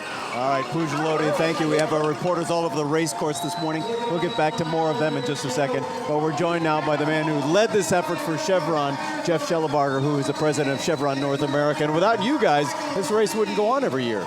Oh, it's really exciting. We've been sponsoring this for 14 years. It's an iconic event here in Houston. 30,000 runners, 7,500 volunteers, 200,000 or 300,000 people watching. It's really an exciting event. We're glad to be a part of it. We're glad to have you too. I know your company talks about itself as being a company of doers. Tell us a little bit about what that means to you and how it applies to today. We came up with that a few years ago. We're doers. We embrace that. What it means to me is we do incredible things. We got amazing people who do incredible things to find, produce, deliver energy to the world. And that's what we do at work. But then when we get off work, people don't just sit around, they find other things to do. And partnering with communities, the communities we operate and live in, finding ways to give back. We don't just give, we roll up our sleeves, we get involved in things. And so when we say doers, it means that we're just constantly running, doing things, trying to make things better. So you infuse that throughout the corporate culture. Exactly. There is that notion that we have to give back. Partnership is a value for our company. We're important to the communities that we operate in. We're a part of the communities that we operate in. And so, again, we don't just talk about it. We roll up our sleeves and we get into the business. And you got a lot of employees not only working the sidelines here, but running as well today. So they told me 300 or 400 runners today from the company. Number of executives at all different levels. A lot of first-time runners. So. That's a lot of runners. Yes. You give them a bonus for that? I get a little T-shirt. I get a hat. That's awesome, though. You know, a big part of the Houston Marathon tradition is the Run for a Reason program, and the fact that it gives people a chance to raise money for nonprofits. What are your thoughts on that? Oh, I think it's an amazing program. $30 million or something has been raised on that over the years. But it's personal to people, right? They have a charity, they have a cause that they're interested, they can sign up for that and then raise money for it, could give back. So not only do they create the accomplishment of running the marathon or the half marathon, but they also have given something back. Yeah. Are you a runner yourself? Have been? I am a slow jogger today. Over the years, I've been a big 10K runner and triathlete and all of that, but a marathon's, I think it's way beyond me. Well, I was just going to say, because I remember you talking last year about running, you never gave any thought to going out to that next step? I'm still thinking about it. You know what? I'm still thinking about it, too. Yeah, sure. Mostly when I'm asleep. When I'm awake, it's I'm a sacrifice to train to do this, and yeah. we're all competitive. I mean, it's a big deal to run a marathon. Oh, it is, really, very much so. And we hope you will stay committed to this race for many more years to come. We appreciate Chevron's involvement, certainly, and the commitment to this race. Appreciate It's more than a commitment. It's something that we really believe in. We just, again, appreciate the opportunity to be here. You guys do a great job showcasing it. We love it. It's just amazing. People a great have a day great time. and a lot of great performances today, for sure. All right, Jeff Schellebarger, the president of Chevron North America. Thank you. Tom, thank you very much. Appreciate it. There's always next year for you. Always next year. Y'all take care. We'll see you next year Thank today. you very much. All right, we'll be back with more of the Chevron Houston Marathon right after this. The Chevron Houston Marathon is a wonderful event. Chevron has been the title sponsor for 14 years. It's an important economic driver for the city. We have runners from all over the world and thousands of volunteers. We have about 8,000 employees in the Houston area, and I can tell you they care deeply about this city. They contribute thousands of volunteer hours to more than 100 nonprofit organizations that address the building blocks of strong communities, things like basic human needs, education, and economic development. We have a campaign every fall. It's called Chevron Humankind. Our employees support the community by volunteering with organizations like the Houston Food Bank, and Houston Habitat for Humanity to help build homes and feed those in need. And we partner with other organizations to help beautify and protect the environment. Through the 2017 Humankind campaign, Chevron employees volunteered more than 19,000 hours. In all of 2017, our employees contributed 55,000 volunteer hours. And to help with rebuilding efforts after Harvey, we invested $4.5 million to help area nonprofits. After Harvey hit, we understood there would be lasting effects. Chevron's employees will continue to play a critical role in the ongoing recovery efforts in the area. Chevron is very proud to be part of our community's can-do spirit.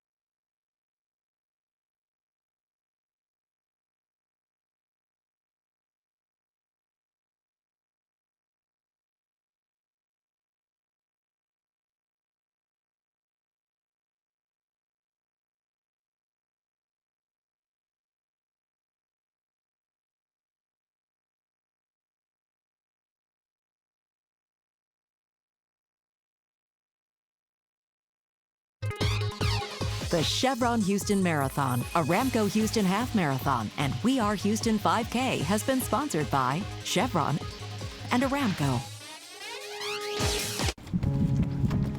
The peace and solitude of an early morning run is something James Burke never takes for granted. Before, when I had seizures, I couldn't run by myself.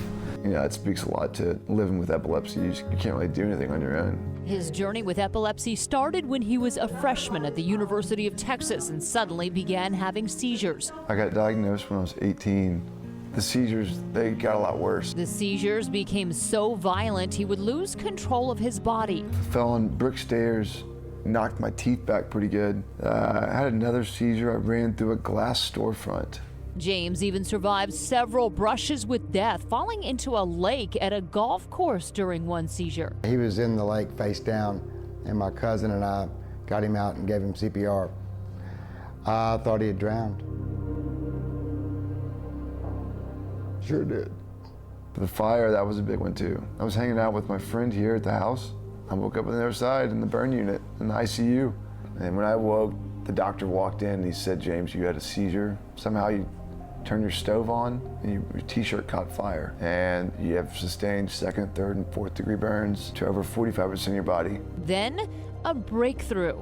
After the burn injury, that was when I found Dr. Tiernan. It was about 6 months later, Dr. Tiernan called me on a Friday afternoon. He told me that they found the problem. He said, "We need to have surgery, we need to take that out, and I feel like that's going to cure your epilepsy." It was a pretty big cut, starting at the forehead, kind of a horseshoe shape to my ear. After James's surgery, months went by and no seizures. When I had the surgery and my seizures were cured and I experienced that first taste of running by myself, it stuck with me big time. So then I was like, you know what, I'm running the half marathon. Callie, my fiance, she did it for the Epilepsy Foundation 2 years prior. It's my turn to be able to raise money for this. I'll be running for the Epilepsy Foundation of Texas. This foundation, they've done a lot for me. You know, since I got out of that hole, you know, I think it's just my duty to share. If they see my story and they see me on the other end not having seizures and I can go out and run a marathon, I hope it just provides hope for people who are suffering from seizures.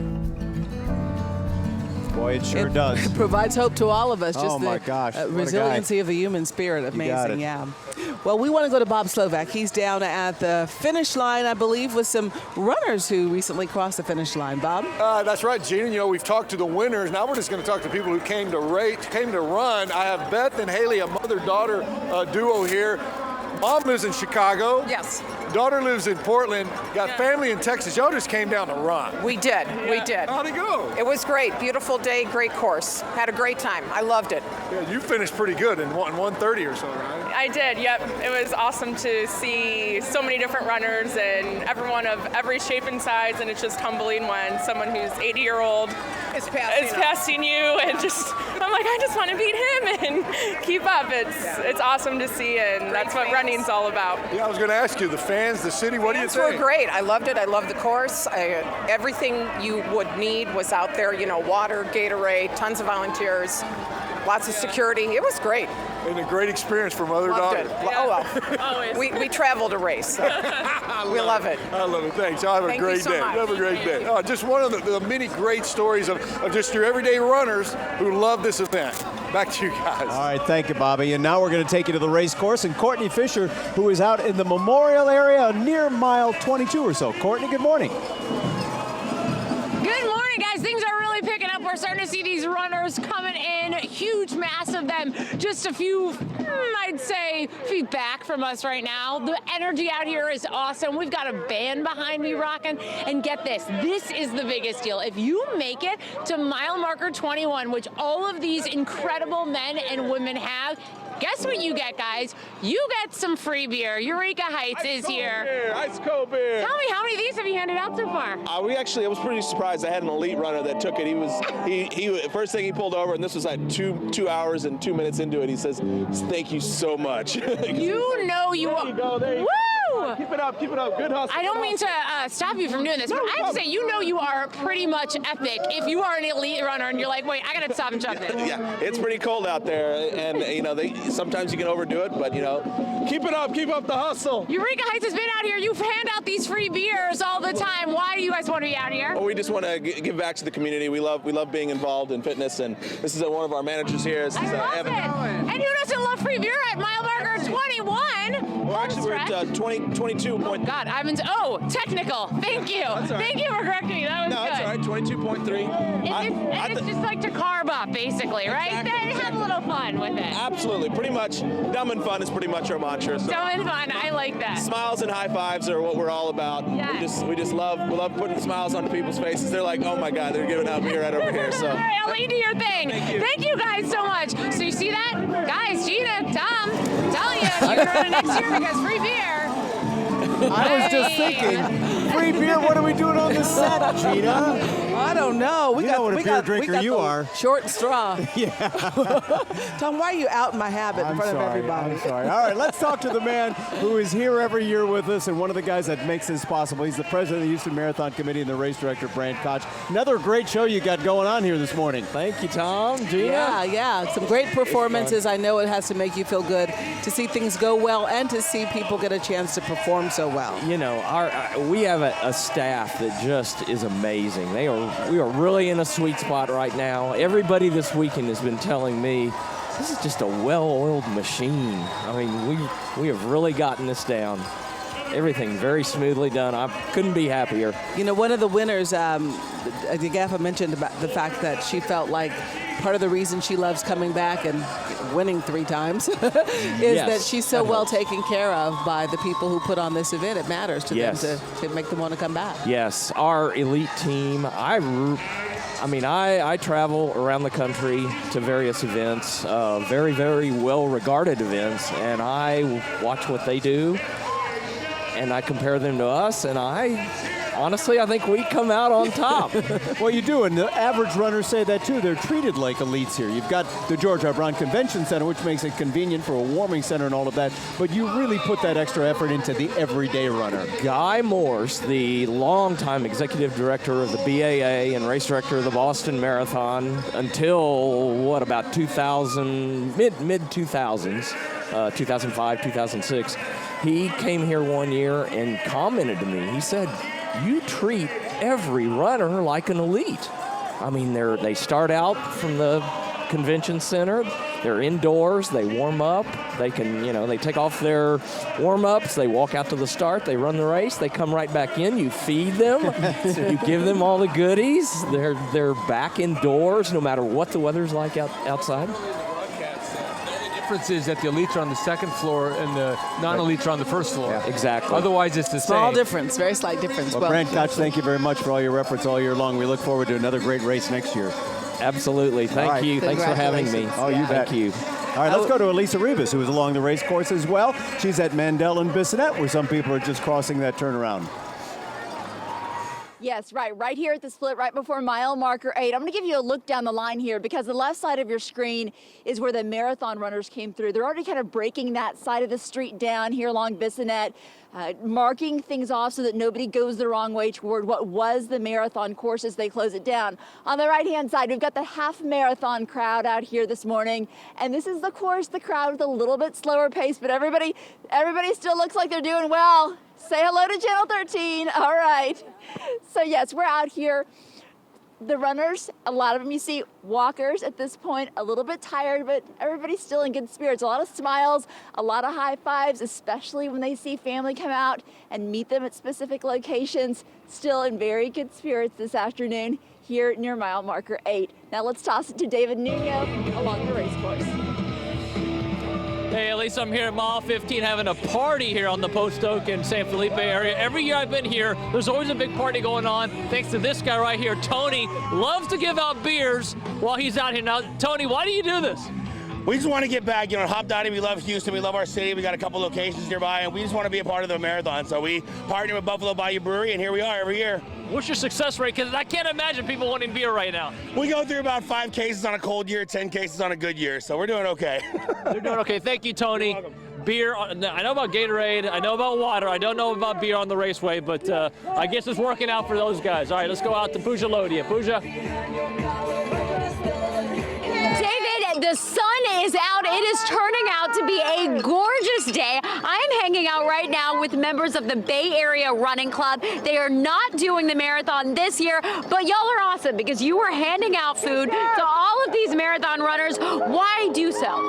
So we run this race before, and this is right when you get hungry. So we know from experience that this is when you need that motivation and the extra energy to keep going. Right between that mile 16 and mile 17, how excited are you to be able to help out all these runners? It is so much fun, and when they grab our sandwich and our banana, you can just see it in their face. I needed that, and we know because we ran it before.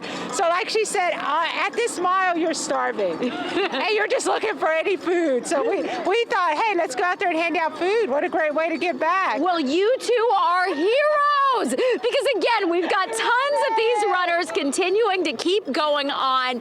They're having an awesome time, and hey, they get free food too. So let's head over to Courtney Fischer.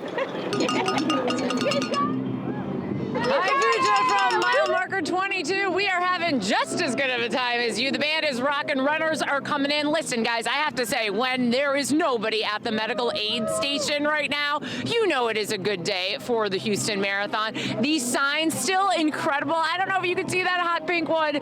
You look hot when you sweat. I mean, is there a better message than that? You're starting to see a lot more of the men, women running in. They are so close to being finished, and those smiles are not going away. Hey! Woo! That's the spirit out here. It has been so much fun seeing these guys complete, for so many of them, something they've dreamed about, worked so hard for. Huge smile on that face. That is awesome. For now, we'll send it back to you in the studio. Yeah, if you can smile after that many miles, you're in good shape, right? Absolutely. Perhaps you've been watching this coverage and you've been watching these runners, either the elite ones or the regular Joe Blows like us that are running on the course, and you're thinking, you know what?